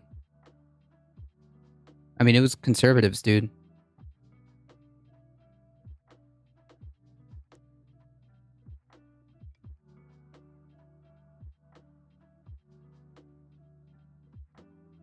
That's true. Conservatives literally canceled the Dixie Chicks for criticizing the Iraq War. What about the Beatles? They didn't like the Beatles either, right? Didn't they burn a bunch of records?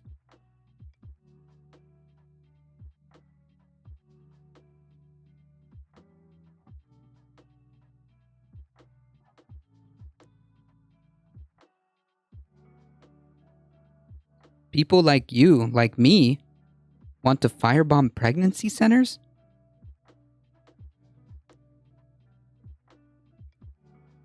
You came in here saying if I was triggered, are you okay?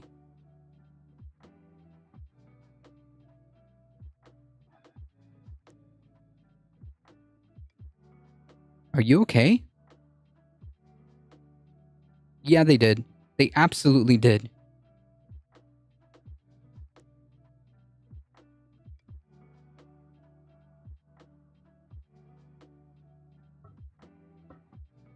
Yeah, conservatives, they're not canceling. They canceled bodily autonomy. Lenin said that they were bigger than Jesus. Oh, yeah, that's right. The conservatives got really big mad because John Lennon said that they were bigger than Jesus and started burning Beatles records because they're a bunch of snowflakes.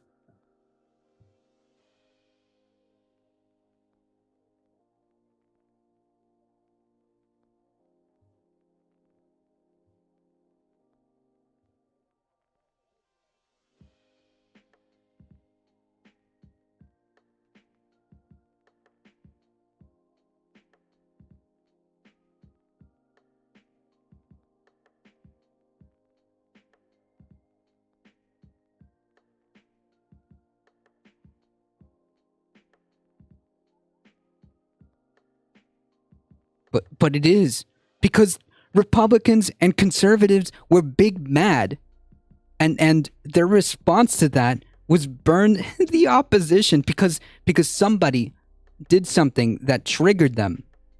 They burned their records.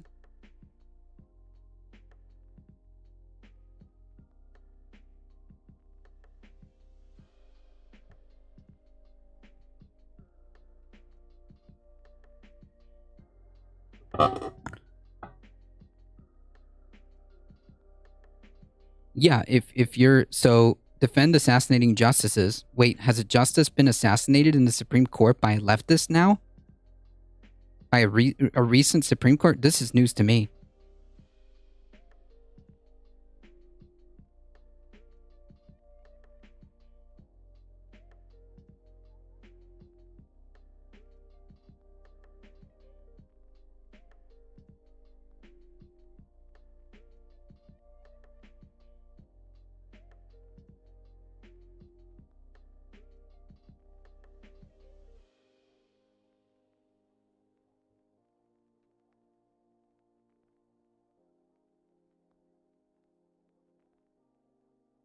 Anyways, the Dixie Chicks thing was absolutely because of their protest to the Iraq War, and it was conservatives. It was conservatives who got big mad and who tried to cancel that.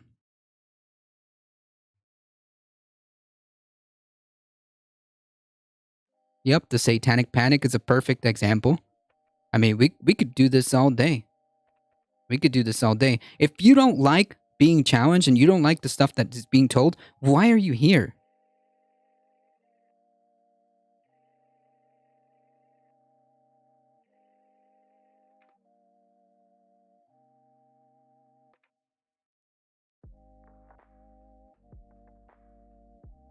It's political in nature.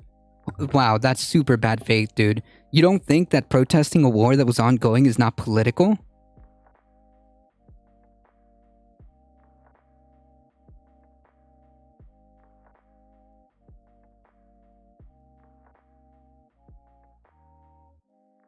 Yeah, speaking of Nikes, what about the Kaepernick thing? Conservatives absolutely canceled him.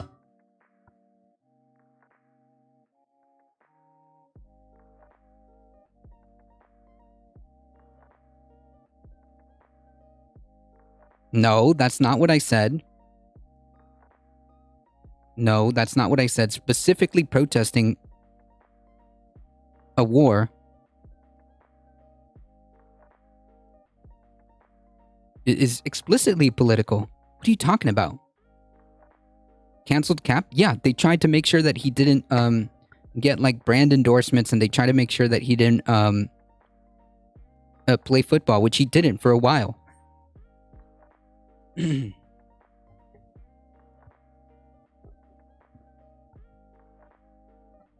it was blacklisted for a while.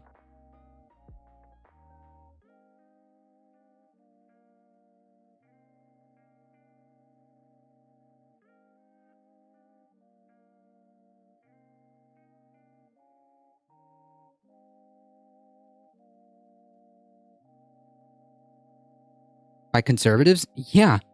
Remember? The whole don't disrespect my my flag thing? There's only one side that does that.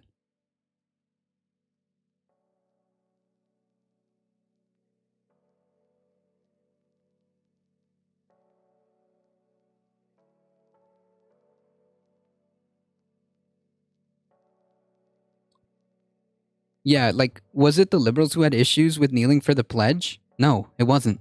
Exactly, Raven. Exactly.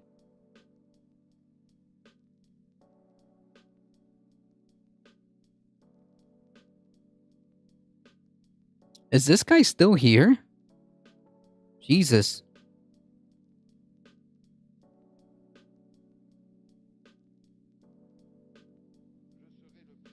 He was literally blacklisted because of conservatives. Oh, so now you're admitting that conservatives were the ones who were criticizing him and were the ones who were trying to get him away off from playing, you know, football and trying to get him blacklisted, which they succeeded to a degree. So you're admitting that that's true.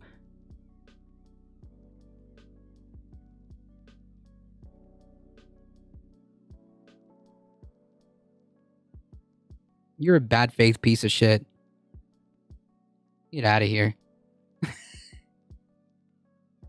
Jesus.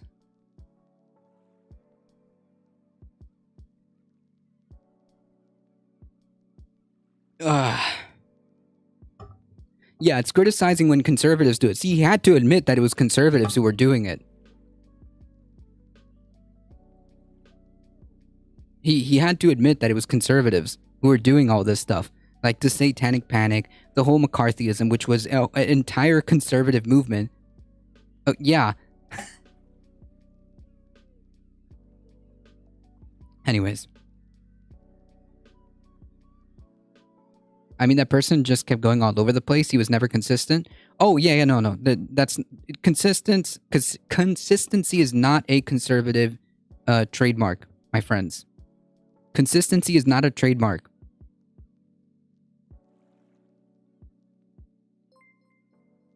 Ian Brosef, thank you for the follow. Cursona Fun, thank you for the follow. Definitions are hard for conservatives to grasp. I think that's their biggest issue. Oh, yeah. That's the big issue. Yeah, he might have needed attention. How many times can someone move the goalposts in 20 minutes? I don't know, but they were really trying.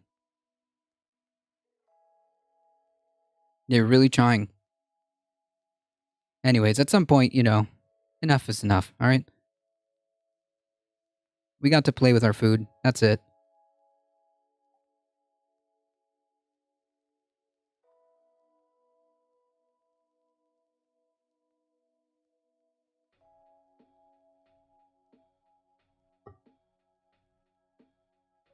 Yeah, no consistency, unable to acknowledge, realities and history of what happened. Get mad when being pointed out, simple facts. I don't know.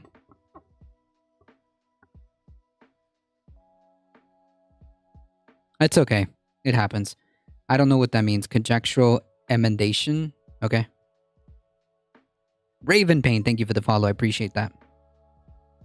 Anyways.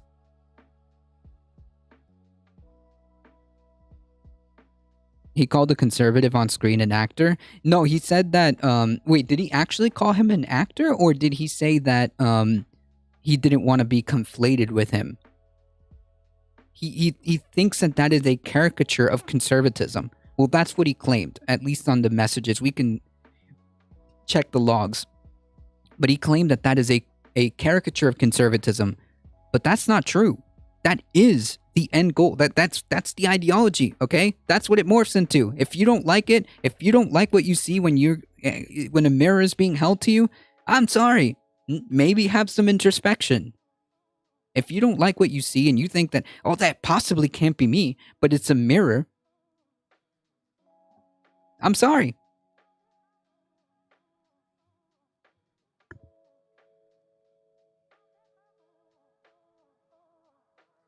Maybe you have some stuff to work through. That's okay.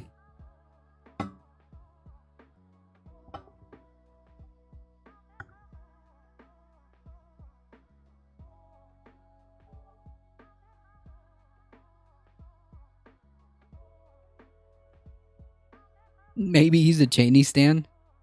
They never speak out against the thing that they see either. They just sort of double down on it. Yeah.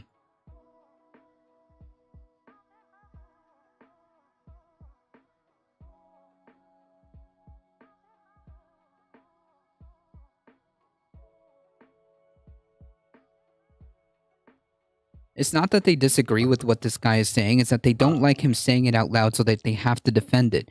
Right. That's why, yeah, his problem was he's going, he's getting triggered because a mirror is being held up and he doesn't like what he sees. That's it. He doesn't like what he sees.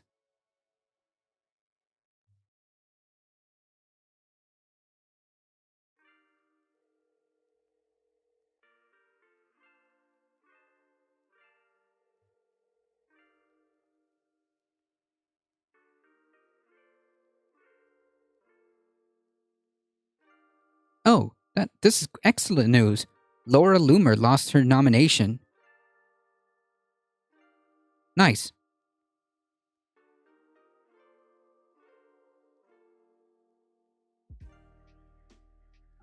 Which party wanted to hang the VP? Yeah, which party was chanting "Hang Mike Pence"? Unironically,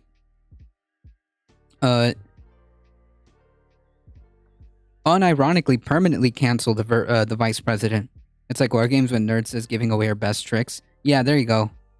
It's one thing to be wrong, but once they realize their whole worldview might be BS, it's where the triggering really gets hit hard.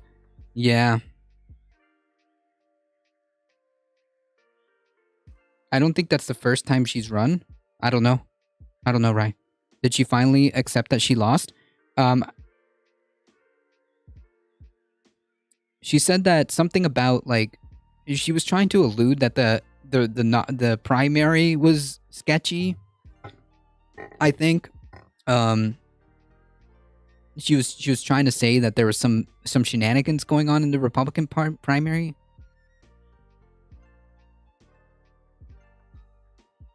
Oh yeah, she was crying about, like, okay, so yeah, she was contesting the integrity of these people. Are, man, I'm telling you, right? I guess this is another one of those caricatures, just like Marjorie Taylor Greene, just like Donald Trump. I guess these are all just caricatures, right? Not the heads of the Republican Party, not the rock star Republicans, because they are the Matt Gaetz, the Herschel Walkers.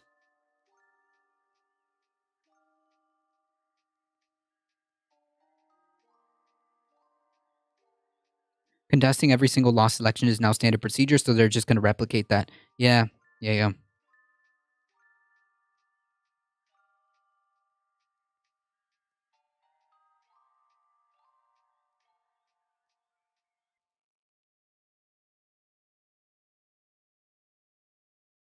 Anyways, I think my point was made, and I think our friend here demonstrated exactly why conservatism should never be adopted. Why conservatism is just such garbage. And our friend over here on the Twitter just showed us the entire game. Just to recap, this person says that they actually believe in cancel culture insofar as they can use it to stamp out any opposition. They don't believe in free speech. They don't believe in democracy or any type of democratic norms at all. They want to be the ones in power. At the end, he says, when we get power, in other words, when we get power for real, we would have the opportunity to stamp out any opposition. Because at the end of the day, they don't like that. They don't like that. And if you think that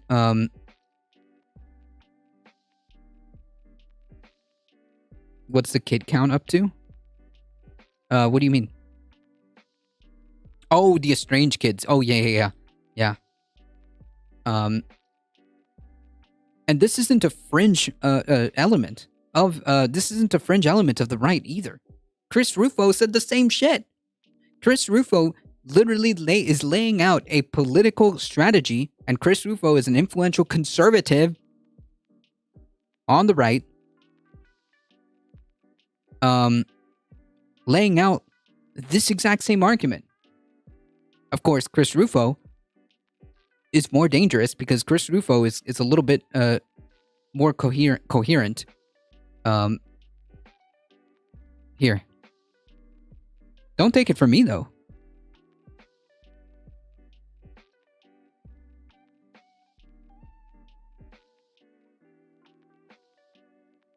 Why would you listen to some clown on the internet?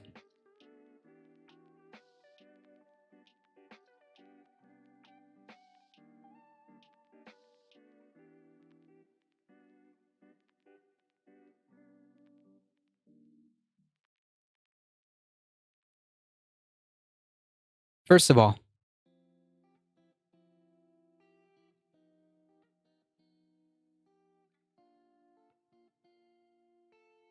it's time to deal with the American communists for real.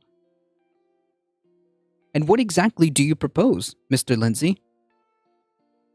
And why is the Libertarian Party signal boosting this?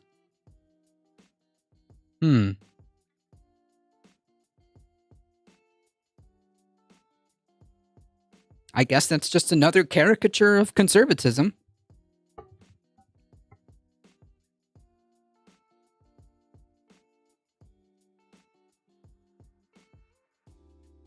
Last time I checked, being a communist isn't illegal in the US. True. Unlike where I live, which is in fact illegal. What?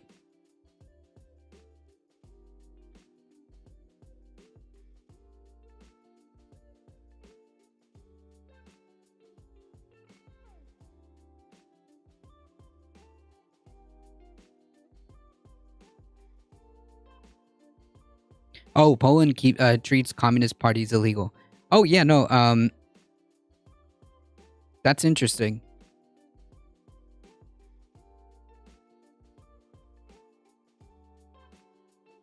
I did not know that. I know Poland does have a kind of a authoritarian swing to it.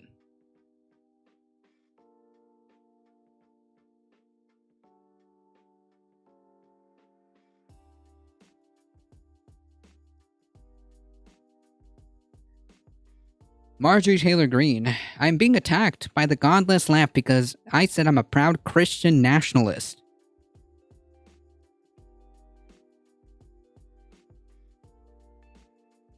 But yeah, I guess this is just yet another caricature of conservatism. This is the same Marjorie Taylor Greene who was introduced in a conservative convention by Nick Fuentes, who is actually a Nazi.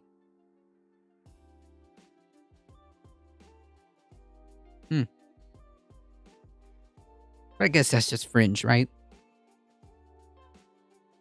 I guess that's just fringe.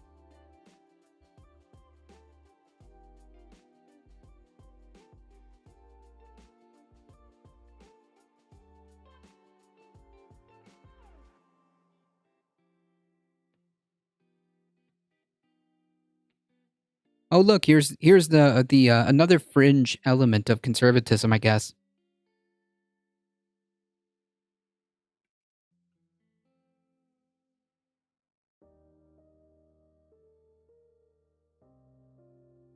Here's another fringe element. There's another caricature of conservatism. Expand on this campaign for next time a Republican assumes the presidency. As we approach 2024, I will be publishing a policy paper on eliminating left-wing ideologies in the federal government, using the power of the presidency to fundamentally reshape the bureaucracy with a 6-part program targeting budget, content, personnel, grant-making, and oversight. The idea is to centralize ideological control. Centralize ideological control. In other words, no, you cannot have any opposing views, right? Because they don't actually believe in free speech. They don't actually believe in freedom or democracy. They want a centralized ideological control over the federal agencies in the White House and create a team in the Office of Management and enforce it, and budget to enforce it. We could easily wipe out a significant portion of infrastructure for left-wing ideologies within the federal bureaucracy and within networks of federal grantees and contractors, which would shift American politics in the right direction.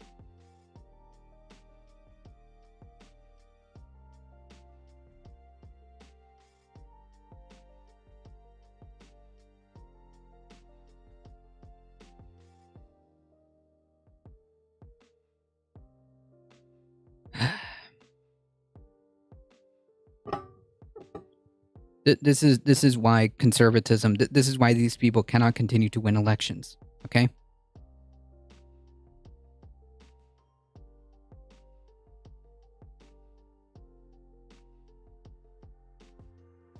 This is what happens. They're not the party of free speech. They're not the party of freedom or liberty. Every accusation is just a confession, folks. That's what it boils down to. Every accusation is just a confession. The radical left is the real fascists, and they're the ones who are destroying free speech in this country, and they're the ones who cancel everybody and whatever. It's them, folks.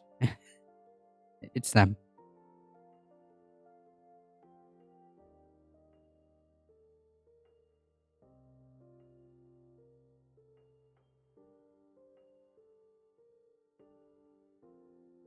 I mean, like, is no one disturbed by this? Is no one disturbed by this? Yeah, good old projection. Gaslight, obstruct, project. Gaslight, obstruct, project.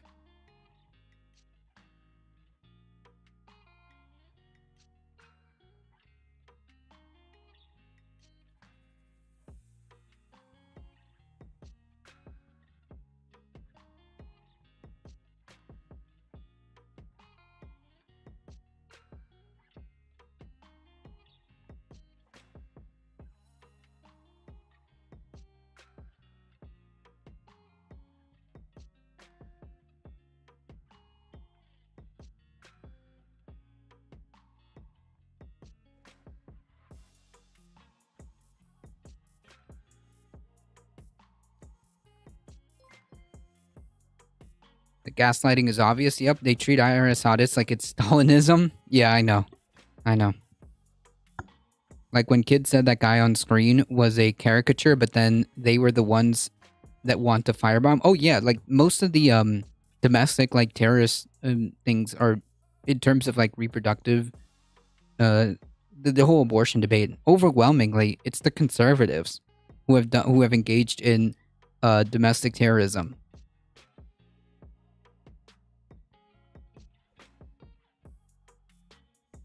We just talked about that weird Nashville bombing in left flank. Jeez.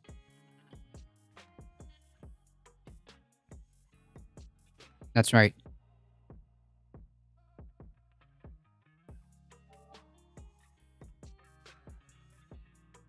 Who are the party of free speech? Not the Republicans, that's for sure. I know that much. Not conservatives. Not conservatives.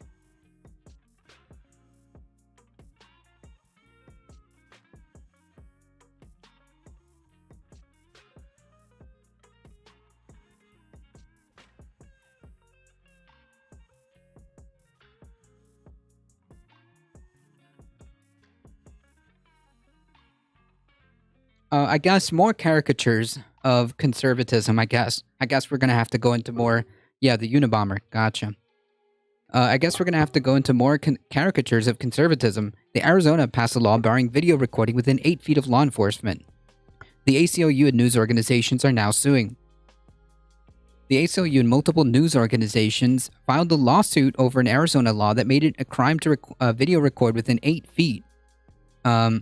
Of law enforcement activity after a warning is given from an officer. The law, which was signed by Republican Arizona Governor Doug Ducey. I mean, literally, we're proving these points live, one at a time. I mean...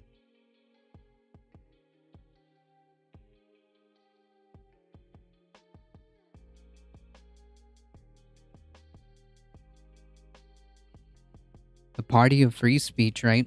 The party of rights. The party about freedom. Doesn't want you to be able to have a good ability to record law enforcement. Which, by the way, coincidentally, if you guys haven't seen the video,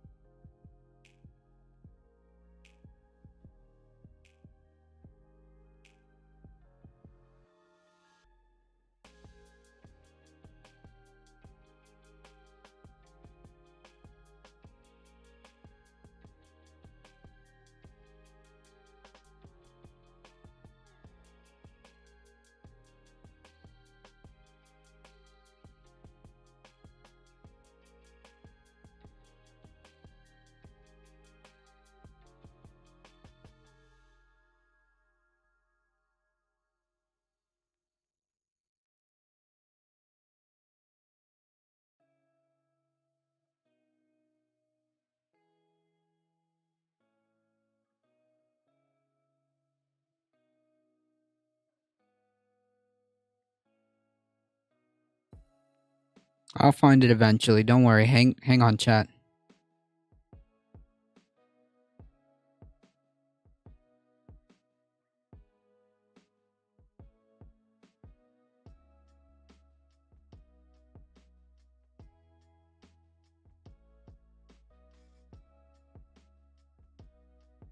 Info voters think about political corruption. They look more fringe, this whole controversy over book banning. More fringe caricatures of conservatism. Hey, folks, can anybody explain to me what that little picture is right there? Anybody want to take a gander? something similar. Democrats see the poll numbers and they try to use their outsized media influence to redirect the anger of voters over the idea of book banning to Republicans. In the same way that when most low-info voters think about political corruption, they now think Trump instead of, I mean, yes, Trump was very corrupt. Yes. more accurately, Biden or Hillary. It's the classic Saul Alinsky rules for radicals tactic of What? Hillary and Biden are also corrupt, but that doesn't excuse the point that Trump is? accusing your political opponent of what you're doing yourself so that you can hide in plain sight. However, even with that being said, there is a more important reason as to why I want to lead the show off tonight with this seemingly minor, even unimportant story. Now, I say seemingly because obviously I think it's important. That's why I'm talking about it. Now, oftentimes, many of us on the right get so upset with the left that we end up digging ourselves into a hole by just trying to argue the exact opposite of what they are. For example, in something like this, a typical response you might hear from someone on the right is that, of course, Weingarten's tweet was wrong because only the left wants to ban books. The right doesn't want to. But it's not entirely accurate. I think banning pornographic books from school libraries is not only justifiable, it's the only moral option. It's our duty, in fact, to purge our schools of such filth. So what is the difference between the types of so-called book bans that the right advocates for as opposed to what the left demands? Why is one good and the other bad? Now, one might pause here and say that both are wrong because you can't legislate morality, which is hilarious and flat out wrong, because every law, from murder all the way down to what's a fair share to pay in taxes, are all moral questions at their heart. No. Wait. Okay. And furthermore, can we get a quick can we get a quick citation on the massive movement of lefties trying to burn books? Can we get a quick citation on that? No. No. Not one. Oh, thanks. Did anybody catch that? Tennessee sitting GOP said they should burn books. Yeah, I know. The conservatives are the ones who are interested in book burning. Because anything that challenges their ideas is not good. Not good. Education, knowing about things is just not good for conservative ideology. Yeah, did anybody catch that?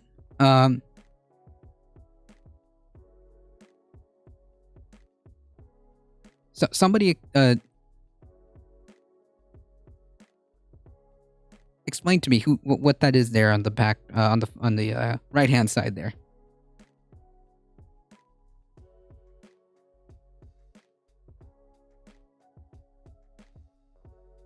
Yeah, education, philosophy, none of that. Nope.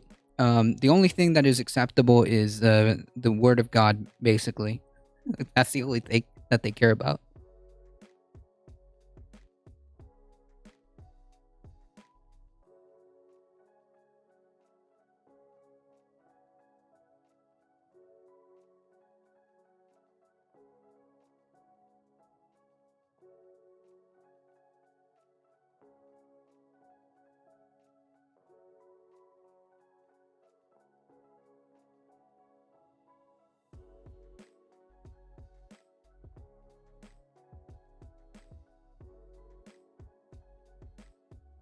So, the little tiny picture there is from the Hitler Youth, okay?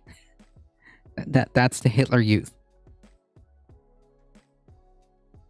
But I'm sure this is just another caricature of conservatism, right?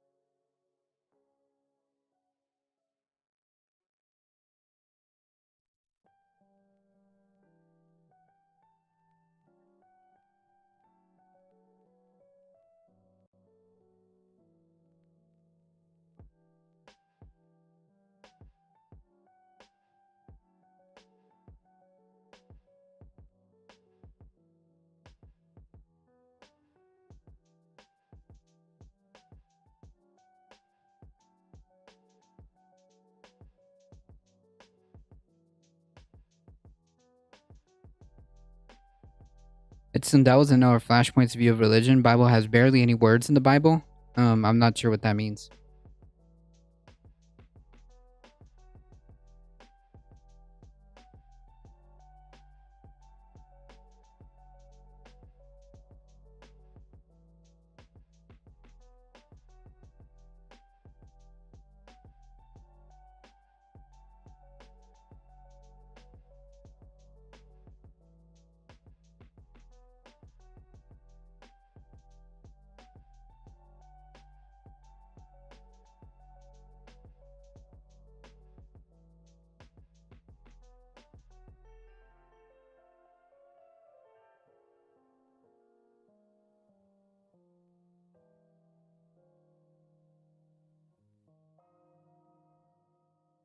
Here we are.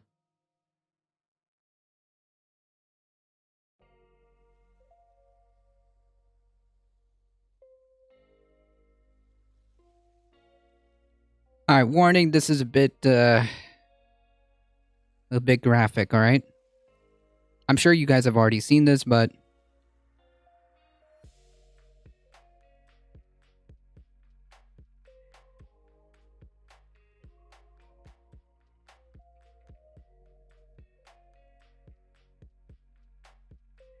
this is just an example of the most recent incident of police brutality, okay?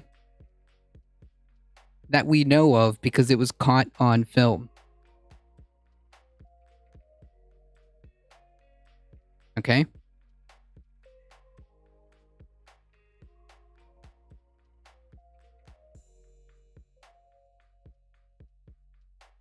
Now that we have that kind of in our heads,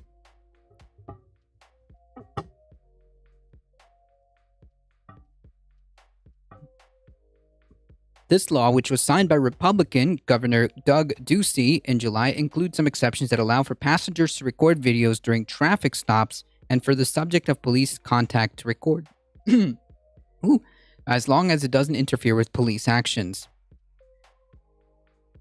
From the start, the law sparked concern over transparency and accountability. In recent years, cell phone footage interactions with law enforcement has been viewed as a tool to document instances of police brutality and hold officers accountable. Bystander footage played a notable role in the case of George Floyd, whose death ignited nationwide protests as he was filmed pleading that he could not breathe while being held down by a Minneapolis police officer. The newly filed suit alleges that the new Arizona law is vague and blatant constitutional issues. The plaintiffs, who now include outlets in Arizona, filed a lawsuit in the District Court of Arizona arguing that the law infringes on the First Amendment rights of journalists and everyone in Arizona to record the public activities of law enforcement officers. By allowing police officers to arrest and punish people for simply recording videos of their actions, the law creates an unprecedented and facially unconstitutionally content-based restriction on speech about an important government function.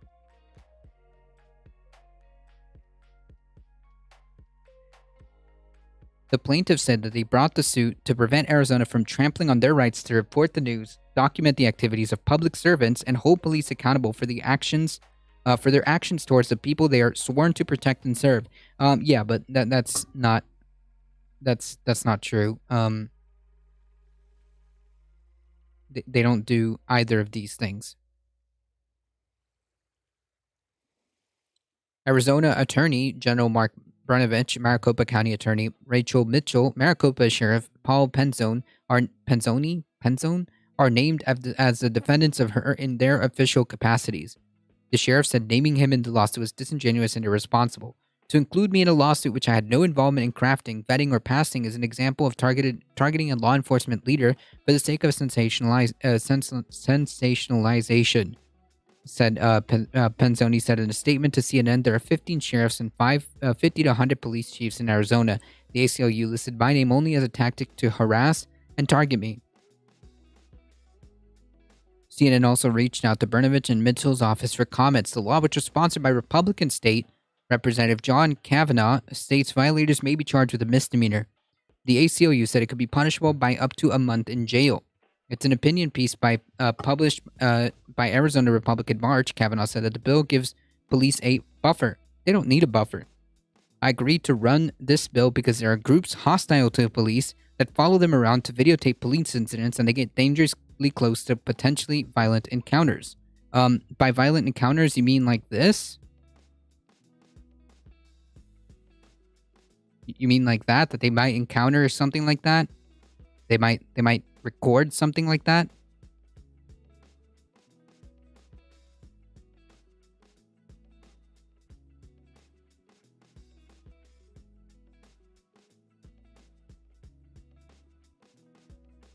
Right, state-funded violence. That's true. That's like what, 40 feet? I don't know what you're talking about. SCOTUS said that they didn't have to. That's right.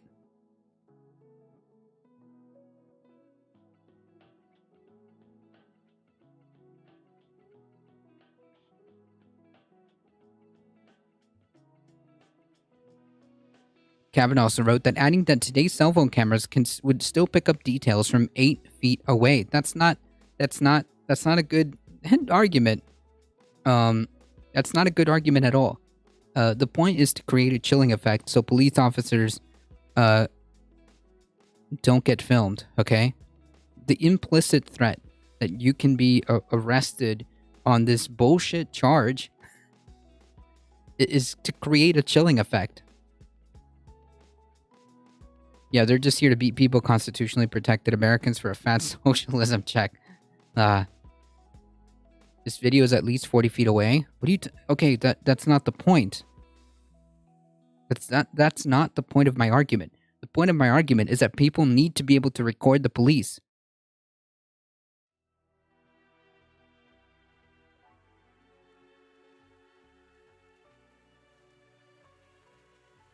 And the mere existence of this law provides a chilling effect. That's the point.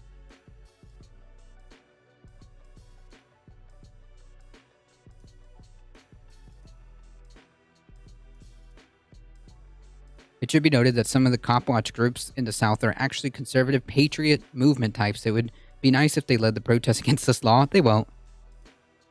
It's made by Republicans. They won't.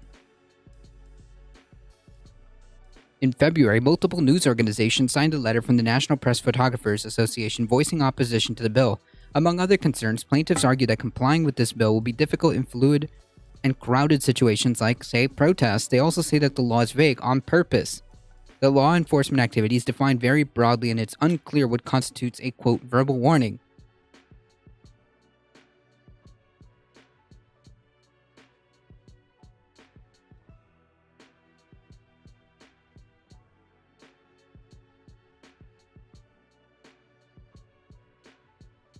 Wait. Oh my god. The other clown really tapped my energy out. My point is that the existence of this law, the implicit threat that you could go to jail or face a misdemeanor charge, creates a chilling effect. They don't want you to record police officers.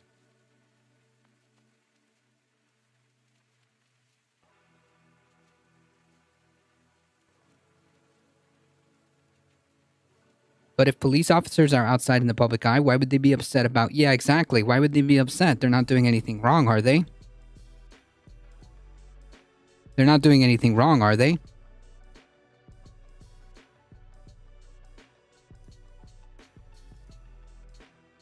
Chilling how? Just don't get within 8 feet. How do you determine that? And furthermore, what constitutes a verbal warning? And furthermore, how do you adjudicate the fast-moving fluid scenarios like protests?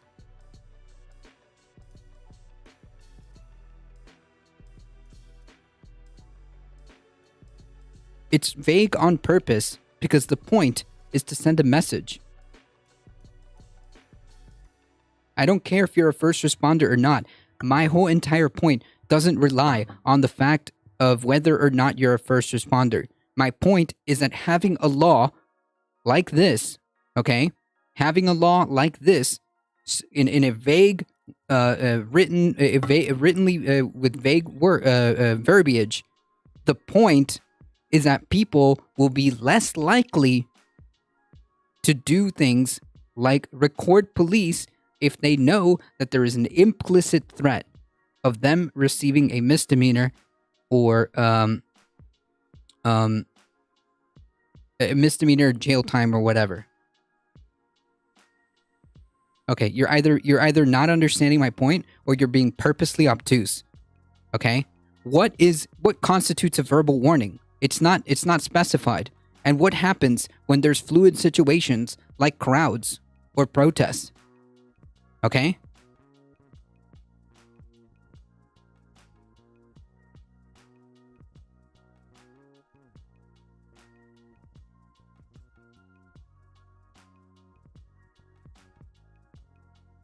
You can videotape police all day long as long as you don't interfere, correct?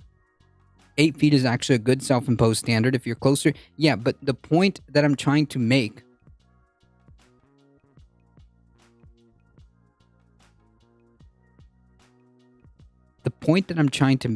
is that this law creates an implicit threat regarding recording the cops. That's my point.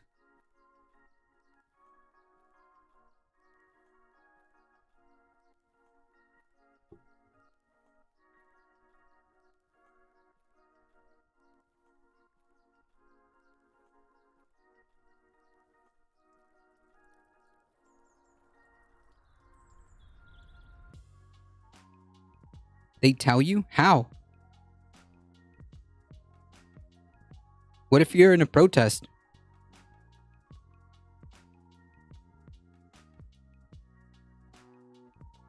What if a cop closes that range? What if a cop closes that range of 8 feet? And then they say, stop recording. That's the one verbal warning. And then they proceed to get within the 8 feet and then they arrest you.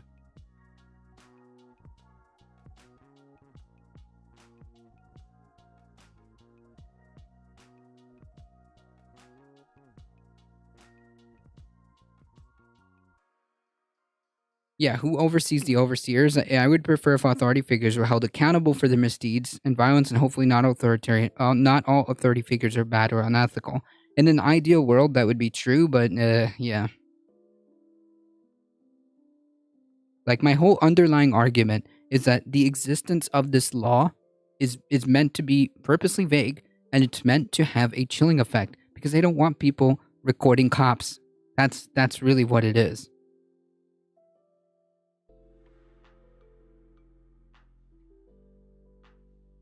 The plaintiffs are requesting an injunction to stop enforcement of the law that and that the court declared it violates the First and 14th Amendments.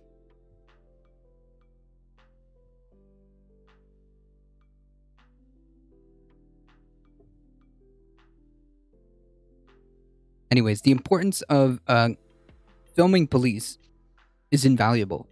And things like that laws like that are disturbing.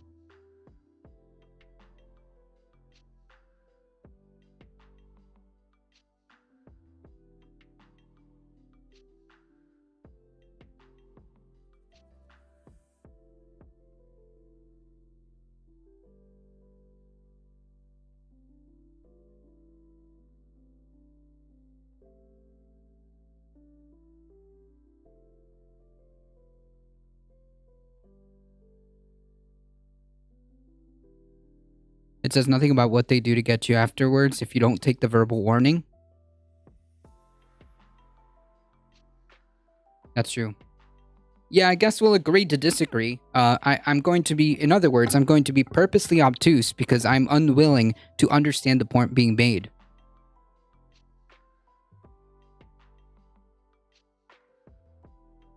Absolute clown.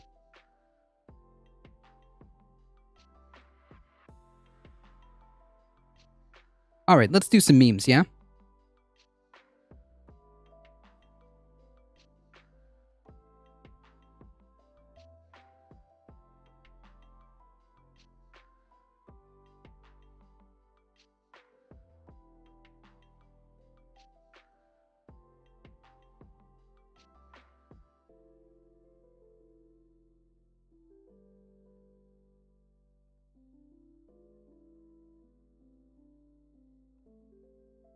Oh yeah, we know the police can deal with people who get too close. It usually involves the batons.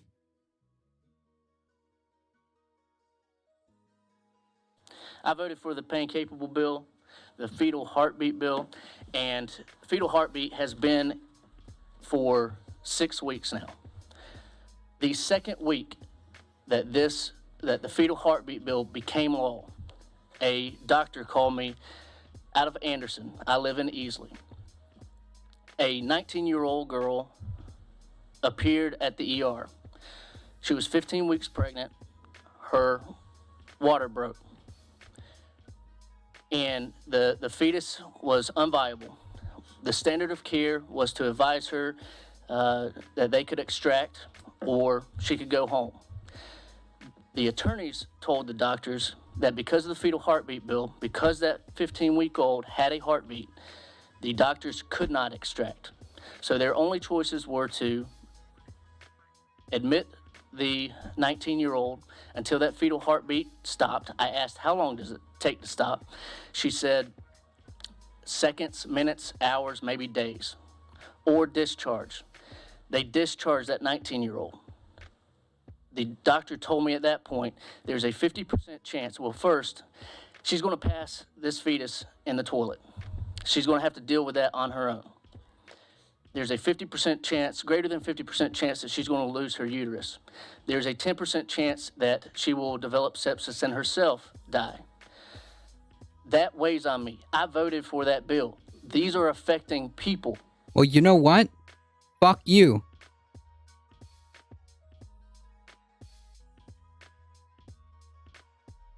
People have been telling you this shit since the beginning.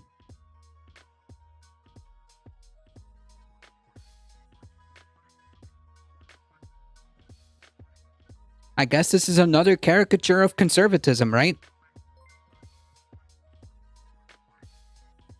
I guess this is just another caricature of conservatism. Murder charges for governors who force women to die because of the heartbeat bill. Yeah, I mean, they absolutely had a hand in this. Absolutely. Corey Yeti, thank you for the follow. I appreciate that. Unfreaking real. I videotaped police for a week, the Democratic National Convention, so I've seen how camera operators go watch the LAPD without a problem. I know how bad police can get, but I've also seen how cop watchers can get footage without being arrested. Yeah, I understand. I understand, but I think my point was made, right? I think my point was made. It's to send a message. It's to have a chilling effect.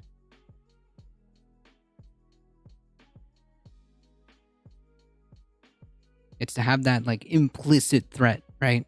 That you could potentially be arrested.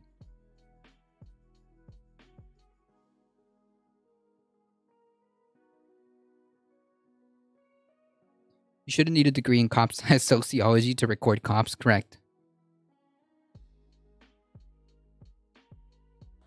And we're having a meeting about this. It took that whole week, I did not sleep. That's it? Just a week? I followed up with the doctor a week later. She had heard nothing. Did not know about the 19-year-old. Thank God I followed up 2 weeks later. She did return to the ER. They did extract the now non-beating fetus. What we do matters. Thank you. Yeah. You don't get to sit here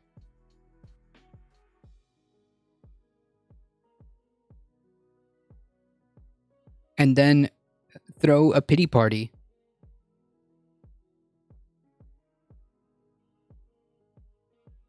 Saying how could I did not know the ramifications of my decisions. I did not know the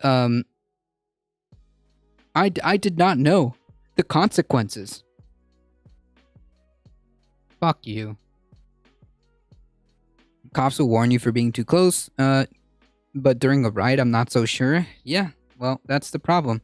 As I made a point to say that it is vague and it's not specific because Like, how does that come into play? What happens when there's a riot or protest and things get,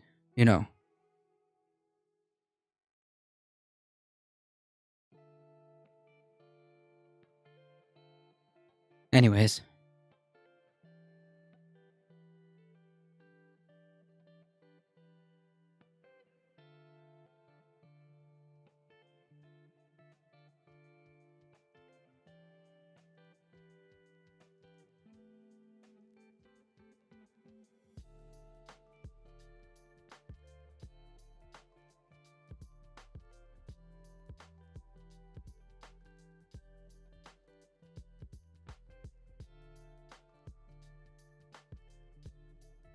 All right, folks.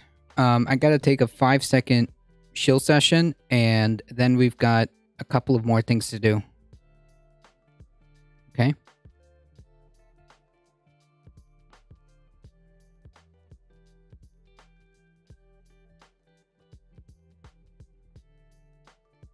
Folks,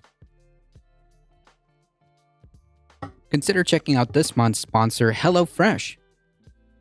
HelloFresh has more 5-star reviews than any other meal kit, so you know you'll always get something delicious no matter what you choose. With 50 weekly options, including a rotating selection of items at HelloFresh Market, this is true. We use HelloFresh. I will say this: they do have a lot of variety. There are plenty of delicious dishes to choose from, no matter what the occasion. Also, they do have veggie and vegan options.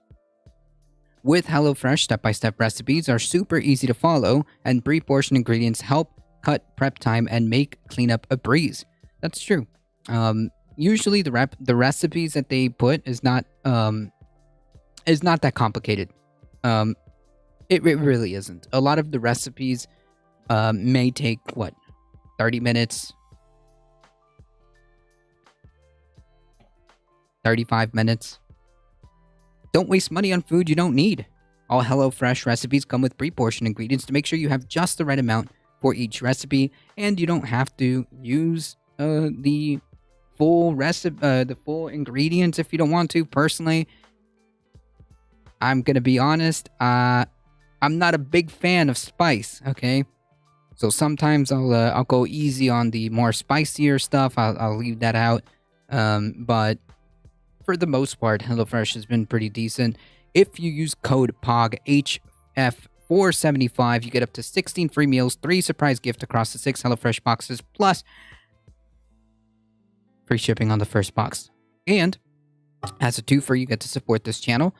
So use code POGHF475, exclamation mark HelloFresh if you need the link again. Oh, never mind. The bot just posted it. There you go. Also, if you enjoy the content, don't forget to hit the follow button, all right? We're here Monday through Thursday, 5 p.m. Eastern Time. And on Sundays, we're here around noon Eastern Time. Make sure you hit the follow button. Spread the word far and wide that this is the chillest place to be for news and politics. And you get 5 free emotes just for following, and that's free. Can't beat that.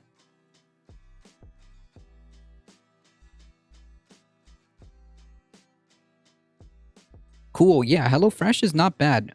We've used it for a while. We've used HelloFresh on and off for years. I want to say maybe 3 years. Definitely 3 years on and off. Yeah. All right, folks. Meme time. Our good friend Steven Crowder. Student loan forgiveness, which it's going to preface the this. Okay. I mean, this one's going to be short, right? But let me preface with this. Steven Crowder. Student loan forgiveness sounds really nice to illegal immigrants who, and this is true, do not get student loans from the government, as far as I know. People with no life experience. I don't know if anybody's going to tell them. Do we want to tell them? Do we want to be the ones to tell them? Yeah, hey. How do you think people get life experience, dude? You need the education. That is the point. Wasn't that the whole thing that Boomer sold us? Right? You got to get an education to be somebody. Well, here we are. Sometimes that requires getting loans because here we don't have public education. People who don't have families yet, I have no idea what that has to do with anything. And people who use preferred pronouns, again, I have no idea what that has to do with anything.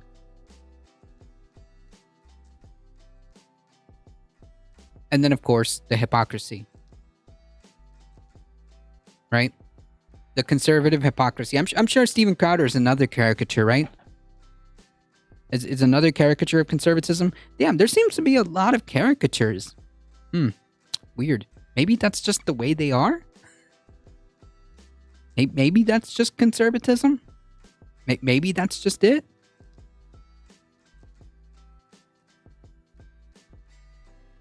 Yeah, he's dragging transphobia into an unrelated rant. Correct.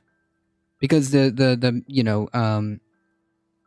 only people who have preferred pronouns, which is everybody. But I think there was some, transphobic twist to it.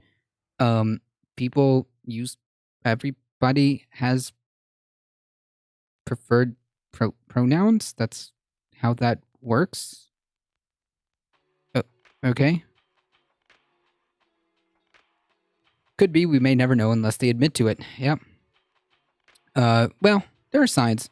Was arguing with another boomer today and showed him that when he was he was making $23 an hour in 2022 money. It was so much easier back then. Oh, 100%. They had all the opportunities, and then they kicked the ladder. They got all the opportunities and got all the government benefits and everything. The jobs were paying actual living wages where one person on a full-time job, on one full-time job could support a family as it should be. Ideally, one full-time job is what you should need to be able to support yourself, to be able to have food, housing, education, healthcare. These things should just be. But anyways, that's just that's just me. But to then kick the ladder and then to have the audacity to say, well, bootstraps. Yeah, they took the good money invested in effing the following generations over, and then have the audacity to then say, you entitled people, bootstraps. Yeah, just show Steven Crowder, Sam Cedar, he'll get quiet. True.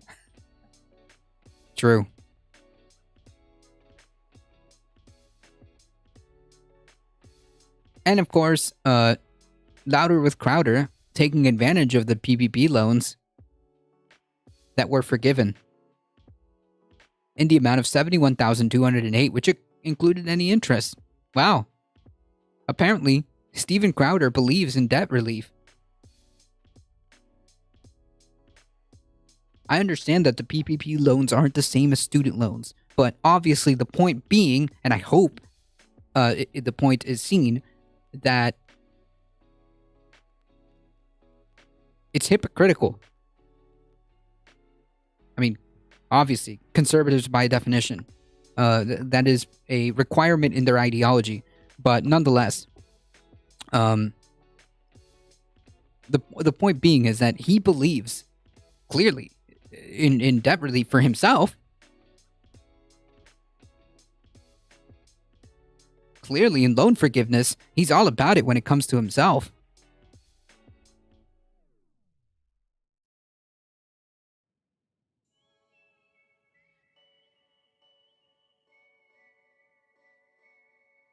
But when it comes to debt relief for other people, nah.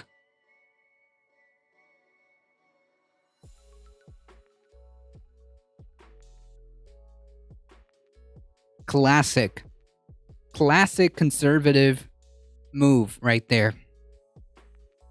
Crowder loves business deduction and benefits. Yeah. Besides that, yes, that is true. But yeah, my point is that I'm highlighting the hypocrisy that he doesn't want student loan debts to be forgiven, but he will absolutely accept his debts to be forgiven. 100%. With interest.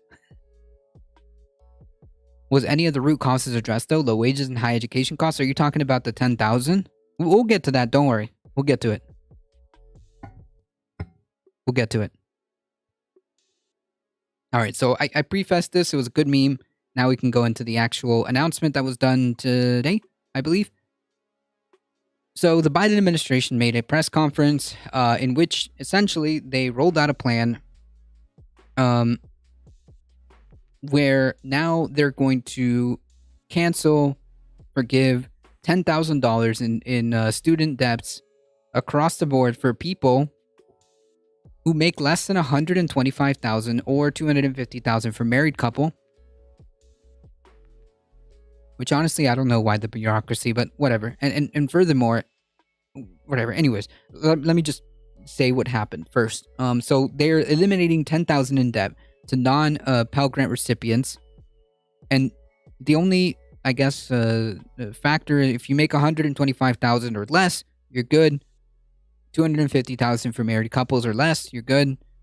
And if you have Pell Grants recipient, if you're a Pell Grant recipient, you get $20,000 off debt. Okay?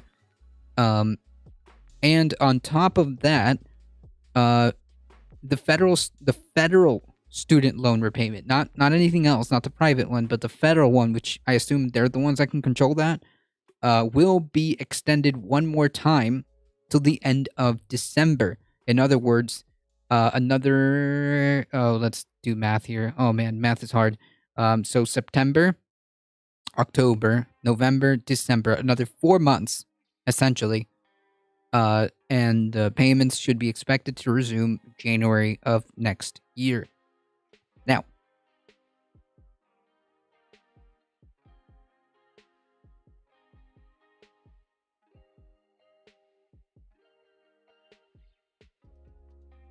is this something? Yeah. Yeah, this is something. Would I prefer that the Biden administration do nothing? No. But that wasn't the deal, Jack. Okay? That was not the deal. That's not what you ran on. And our friend here just posed another important question. 2 important questions.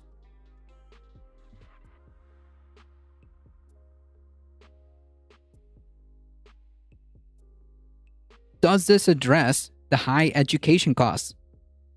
No. Does this address low wages? Also no. But I think wages, though, it's a separate argument, I guess. That's a separate point. But does it address the root problem to begin with, which is high education cost? No. No, it does not.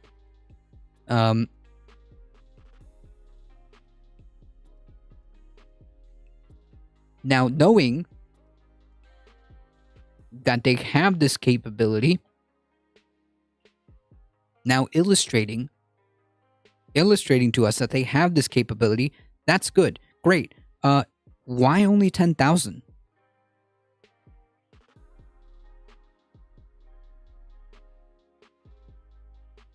Why not just create a massive debt jubilee for education and healthcare bills? 2 things which shouldn't exist to begin with.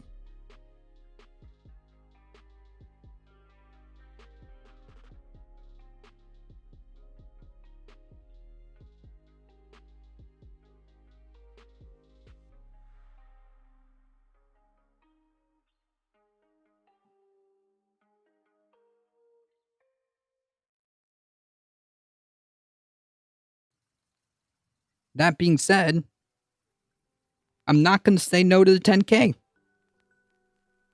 And it will have an impact on people. There will be a palpable positive impact for people.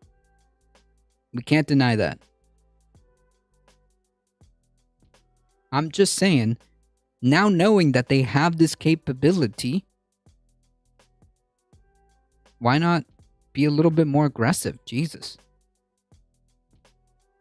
these half-assed, like, mealy-mouthed kind of responses to something that clearly they could do more on.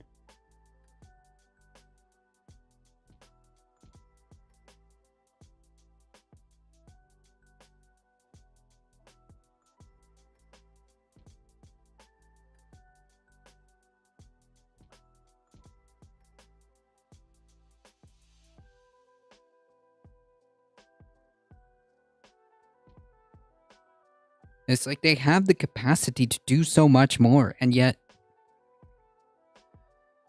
they find themselves incapable or unwilling, right? Because these are conscious decisions that are being made, right? We know they can. And I think that's legitimate criticism.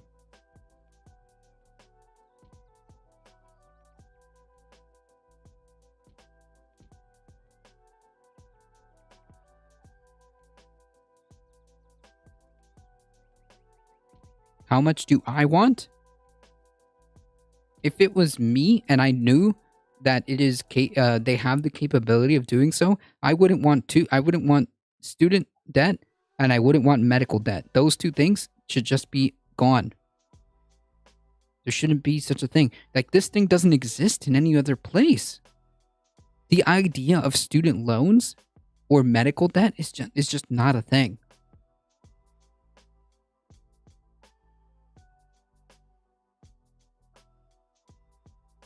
And I don't have student loans. This has got no bearing on me.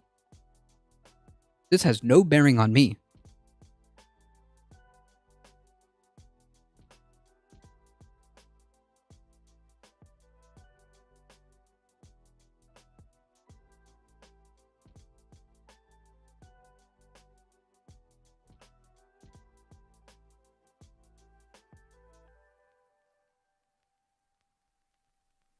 But I know that it will have a positive effect on people.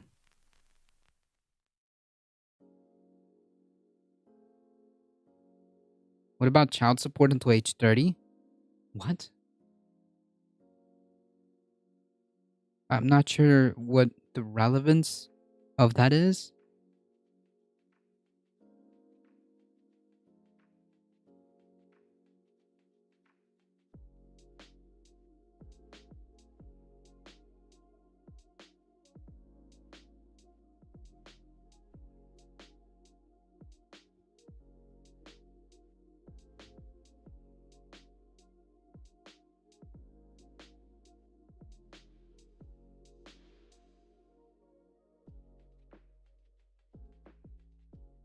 Making it so young people don't have to work?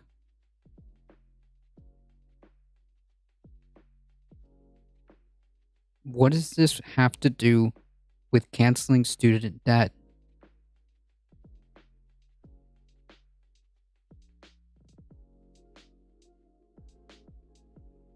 Here we go. Jeez. It's like battling hordes. Nah, I'm kidding. The hordes of the Amish get done without having ultra rich people around. The Amish get enough done without having ultra rich people around. You don't think the minimum wage is a joke? I never said that. I actually never said that. You are making completely different points on something completely different. Like, right now, you're on, like, Mars right now, and we're talking about Earth, okay? I'm talking about student debt relief. If you want to talk about minimum wage, that is a separate topic. Minimum wage is garbage. Yes, thank you. We know this.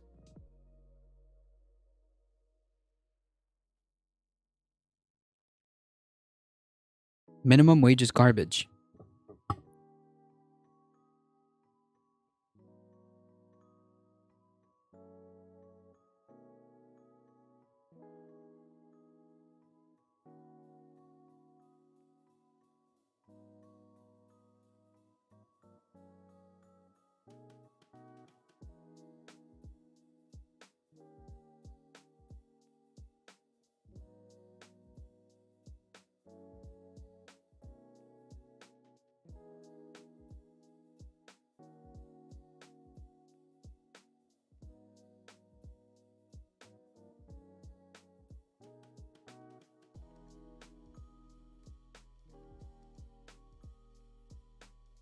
The CEO of McDonald's should get the same pay as a new employee.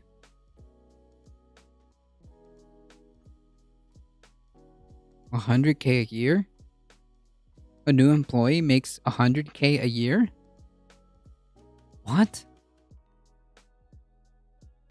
Well, this is news to me.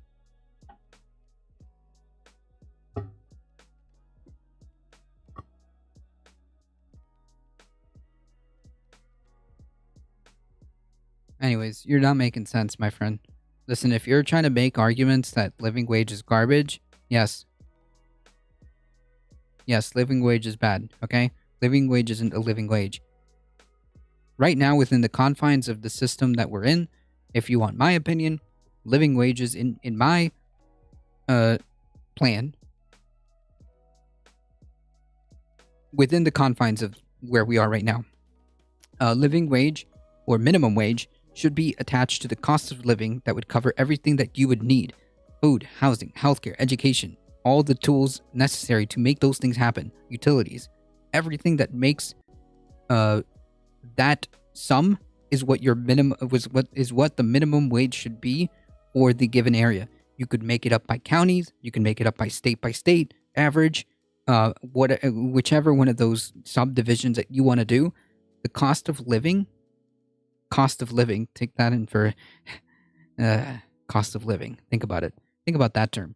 But whatever. The amount of money currently, which is the confines that we're in, would require for you to have everything that you need, is what the minimum wage should be.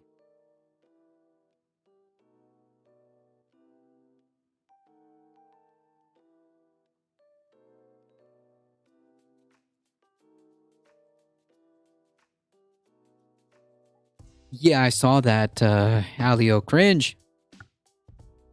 If you own a McDonald's, yes, and your income should be low. You haven't done anything. You didn't make a new business. You bought licensing. A small brain move gets small brain profit. True. I support that policy.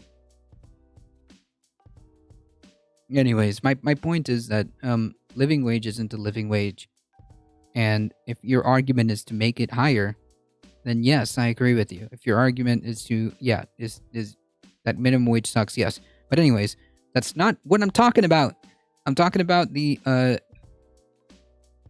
student debt.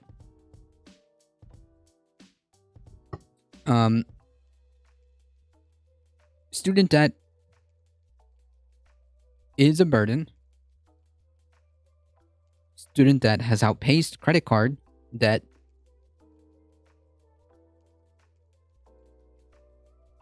Student debt is bad for the economy.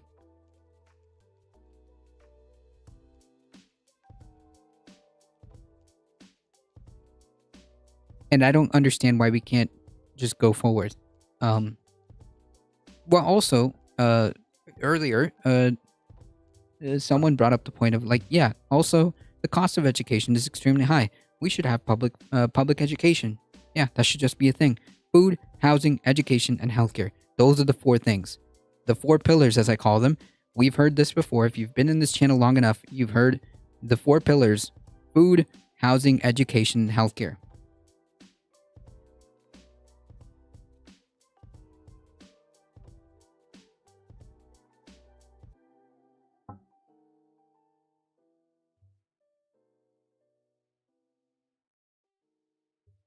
In my ideal scenario, student debt and medical debt shouldn't be a thing.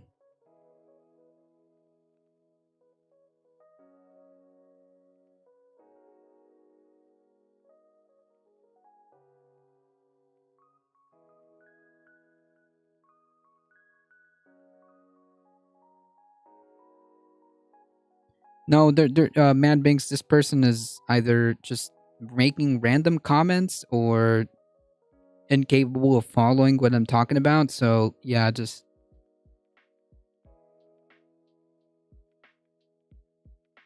Jesus. We're about the only developed nation that doesn't have low-cost free education of 4 degrees or a professional equivalent. Yeah, I agree with you. No, I don't know. Who pays for all this free stuff? Whoever said it was free? What are you talking about?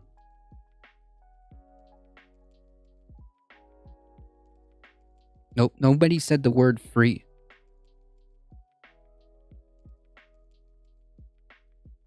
What?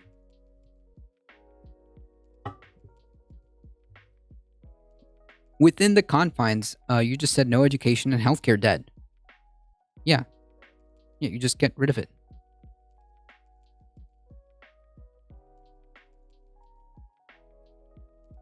Like, literally, they're doing just that.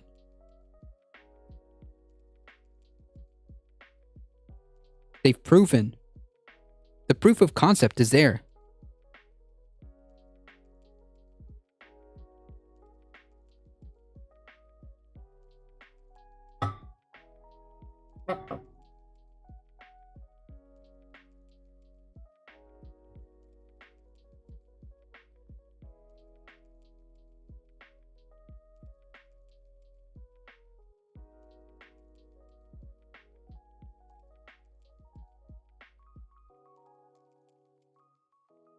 Like, imagine how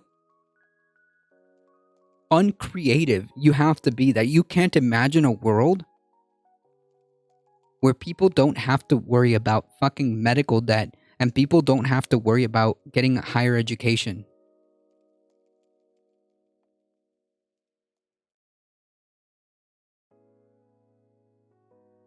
Just like how unimaginative. It's like throwing your hands up in the air and be like, yep, I guess we can't do anything better. We just F everybody, I guess. You know, just F. Whatever. Can't fix anything.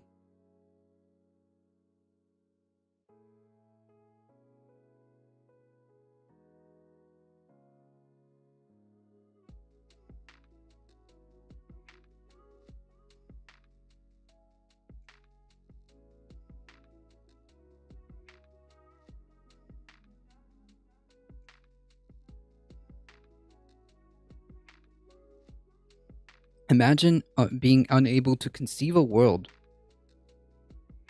where things like food, housing, and education and healthcare aren't commodities. Jeez. Sad.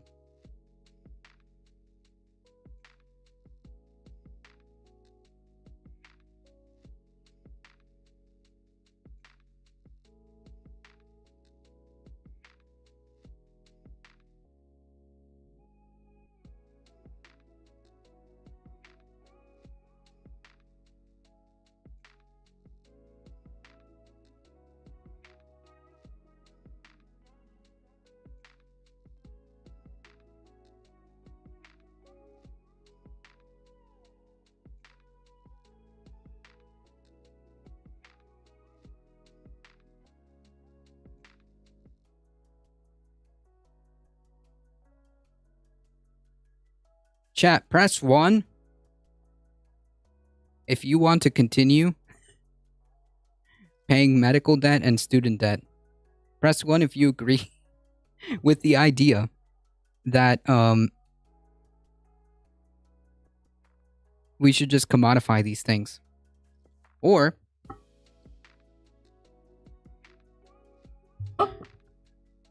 press 2 if you think that we should try and do better. Okay?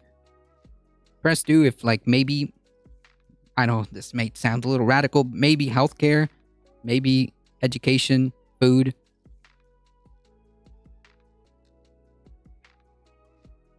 Housing. Maybe that shouldn't be commodities. I'm just saying.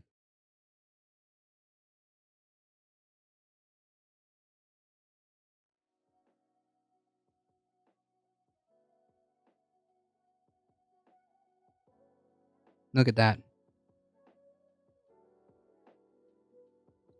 And then, like, imagine your follow-up question be, but how do you pay for it? Imagine if that's your thought process. It gets me every time. It gets me every time.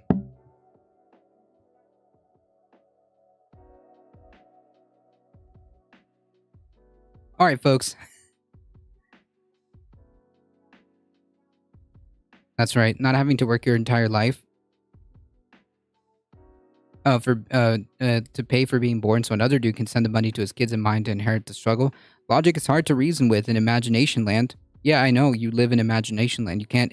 There's just no logic to reason with here. Yeah, you can't fathom the concept of maybe taxes. You can't fathom the concept of maybe we don't need $800 billion for the military. Is that like a hard thing to fathom, to come to grips with? Conservatives never ask that question when it comes to spending hundreds and hundreds of billions of dollars when it comes to the military. Never seems to come up. Never seems to come up. But when a program that would actually help people, oh, we gotta tighten that belt. Where's the money gonna come from? Healthcare. Psh, what? You should be forced the rest of your life to pay for education to try to better yourself? You did the right thing and now you're gonna be punished for the rest of your life? Damn. The same thing with like medical debt. Kind of sadistic, dude. You tell me who's living in imagination land. All right, folks, it is past 8 o'clock. I'm running late. I appreciate all of you guys hanging through. I appreciate especially Left Flank Vex for hanging out and dropping their wonderful community. You guys have been absolutely awesome. Thank you guys. I appreciate that. I can't feel a thing. Thank you for the follow. Thank you for all the follows that you guys have done. Thank you to all the biddies. Well, they're not just thoughts. There's proof of concept behind those thoughts. You realize that, right? I'm not just saying these things to say these things. I know that their concept works. I've seen it. I've seen it work. It works in literally any other developed country. Your concept is just free stuff? Not really. It's not free. It's not free. We all worked for it. Love your comments so far. Very true and totally agree. Thank you. I appreciate that. It's not just free stuff. You tell the Europeans how they feel. Not that they're living in a perfect utopia, but hey, some things they do right. They're very small things, but some things they do right. First thing that comes to mind is healthcare. And that's not just a beautiful thought. It actually works pretty well. It actually works in literally every other developed country. Go figure. Go figure. Matt Binks also brings up a good point.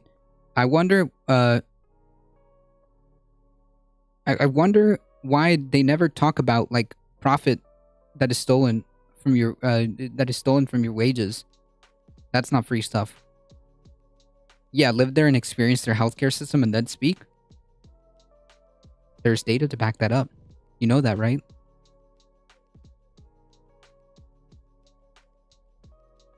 There's data to back that up. My personal experience is called an anecdote.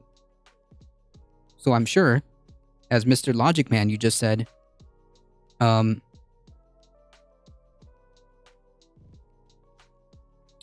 logic is hard to reason with. You're proving my point.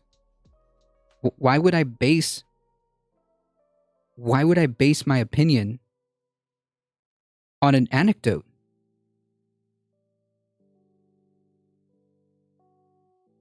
When we can see the overall data and the success of a generalized universal healthcare system, why would I need to go there? I can see the data. It works.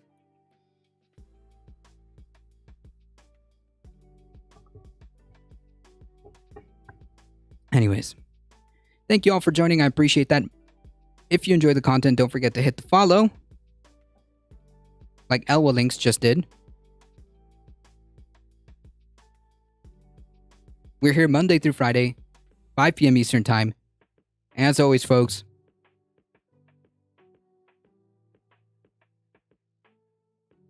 please stay safe.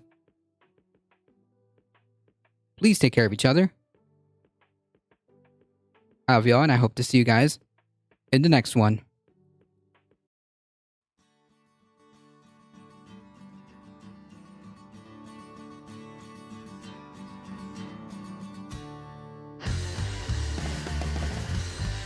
See ya.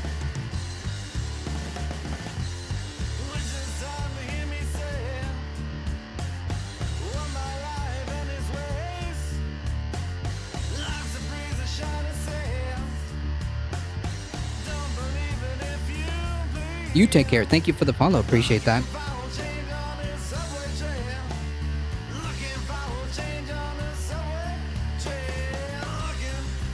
See ya. Nice meeting you. Thank you so much. I enjoyed your stream. Thank you. I appreciate that. Listen, folks, we're heading over to Bleep Blop Ben. Show her lots and lots of love, okay? Let's keep the energy up and show Bleep Blop Ben some massive love, okay? She definitely deserves it. And, y'all be good, alright? We're heading out in 5, 4, 3, 2, 1. See ya. Oh shoot, I didn't hit the raid button. Alright, never mind.